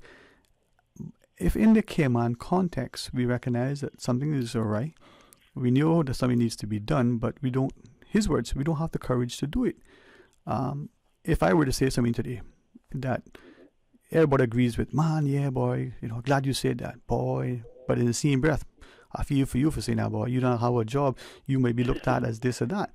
So if we agree with the thing that's being said, if we know the thing is necessary, why don't we say it? Why don't we agree and publicly support when it's being said? Is this they don't know how to be, when they say something wrong, they don't know how to take it back and say, well, maybe I must learn, or maybe I must listen instead of speak then. You understand? Yeah. They always have to be the one speaking. You understand? I'm sorry to say that, but if you, like what one of your callers was saying, is like they get stuck in there, when they get in that position so long, they get this sense that they're almost impervious to, getting voted out or getting... Yeah, man. You understand? And that's how these people feel. And if you check it out, you know how many friends I've lost, right? And I'm not even of age, like Mr. McKay. I can almost tell you that I have like no more hand, no more toes or fingers that I can count on. You understand? Yeah, man. We have, and I'm still trying to be so humble in this world, and I have to take the stigmatizing from these rich people that say, oh, you're not nothing, you're not gonna be nothing, you better don't be nothing, and they make sure they pull every strand, every corner. One thing I asked and tell Mr. Mickey, right? You know that Cayman Islands, you're a bunch of boat builders, right? So you have to be very good in the carpentry, And one of the things, say, when a Rasta talk to me, he say a carpenter, he always know how to cut corners, no matter what, in the wood or in life. And they actually doing that right now, cutting every corner they can so that they can have some kind of Miami Beach or something that they've seen, way off and then. And I'm sorry, I'm not trying to be insulting, but boy, it's a rainy day today. I feel good today, and I felt good today listening to everybody talk. Yeah, man. I will leave you at that. Thank you very much. You're most welcome, man. Thanks for listening, and hopefully we can draw inspiration for all of us here. Enjoy, have a safe and healthy weekend, my friend. To our listeners, of course, we want you to join me start come Monday morning. You obviously come back for talk today if you're so inclined. But taking a sort of page from what was shared today, let's look at our school buses. Many have, made comments about it early on the different shows. I saw a practice. I've referenced it publicly. I do not know why it's that way. I'm only concerned as to whether it's a safe, sensible practice that needs to be continued. Is there an alternative? Sadly, it's the similar practice we see with the buses that we take, that we pay the driver to take us from point A to point B. The highways, the bypasses, whatever we call them, we stop and we pick up a paying passenger. There are some, they call bus shelters, I'm not sure if bus stop is the right term, that are on the public highways, bypasses. Is that creating a danger to the person getting on or off the bus, the occupants, including the driver? But the school bus has, next to the Kimpton, I always say that hotel name is wrong. So going into West Bay, leaving Radio Cayman and going home, school bus will stop crossways in the two lanes heading into West Bay by the Kimpton to let off a student. And it's effectively stopping the traffic from crossing. And the traffic, thankfully, has been respectful of the bus has stopped. But then the child has to go to the median and then cross two more lanes to get to the other side.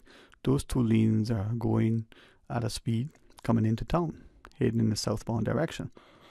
Is there something that can be done? Is that the way it is? When I was in school, there was only two lanes, one direction, one the next. And I can tell you that Mr. Bunny and Mr. Claudia, and even when Mr. Garson drove the bus, they didn't stop to let you on or off if they wasn't absolutely safe. I'm sure Mr. Rennie and Mr. Arnold and the rest of them did the same thing in all the other districts. Things may have changed, but are they changing for the best? Let's go back to our schools again. Let's ask ourselves, as every single parent in particular, where are our concerns for what's happening in our schools? The behaviors of all, from the teacher to the parent to the other personnel that are employed. Do we have a situation where, despite the law being what it is, that every Caymanian school child must be in school? Do we have a situation? It's just a question. That there is no place in our schools for the Caymanian children. So are they at home? Are they being educated? Is it, if that is the situation, that there is no place in school for the Caymanian child who is supposed to be there by law, is it because they're being displaced to accommodate another child? If so, why? We have some serious problems. The question isn't that we don't need to have schools that are safe and secure in some level of security. The question is, should that be the norm? And if it is, how does that reflect on our society? Many of us are from other jurisdictions. We've gone to schools in other jurisdictions. We've lived and worked there. We have family that are there now, or we have friends who are from there. And these are countries with millions of people. Not the size of this country that you could all put us in a stadium and still have leftover. And their 5, 6, 7, 8-year-olds are free and are safe to move about, not just as they ride their bikes or as they play in the town centers or as they take the bus or the train or whatever the mode of transport is. And they're safe. Yet, we know, whether it's the UK or the US, that it may not be that way. But it is in other places. My heart is burdened because of what is being allowed to happen in this country. And we can point fingers and blame people, and it's probably justified. But are we doing anything meaningful and positive? Do we think the answer is to give the police, gunships to patrol with, I don't know, whatever the technology, maybe it's a laser? Is it that, you go through the school and you swat it down and throw a metal detector and an x-ray machine and, I don't know, you sit in a classroom in a straitjacket? That's not a society that I want for us. Is it a society where our elderly are moving about the community and they're safe and they're loved and they're nurtured and they're respected and they can do things? Or is it one where we lock away because we're so afraid to open the blinds? We're behind burglar bars and we got the best security, from the person with the gun that's armed to patrol, to the burglar bars, to the dog, to, the Star Wars like sort of technology we employ. You choose, because it is happening and it's happening around the world and it's visiting our shores. So we ask ourselves, what's causing it and what are we doing to make it better? Well, I know what I intend to do. Are you willing to join me? And it's not just through prayer, because they say faith without works is dead. You decide. Have a wonderful weekend, everybody. Let's see if we can make it positive, make it productive, and make it count. Until Monday. Talk Today is brought to you by Subway, open 24 hours in Countryside, Anderson Square in Georgetown, and Centennial Towers in West Bay. And by the Ministry of District Administration. Explore your history, explore your land, explore your sister islands. And Cayman Airways. Call them on 949-2311 to book your nonstop flights to Los Angeles and Panama. And now, Barbados. And Digicel, Cayman's bigger, better network.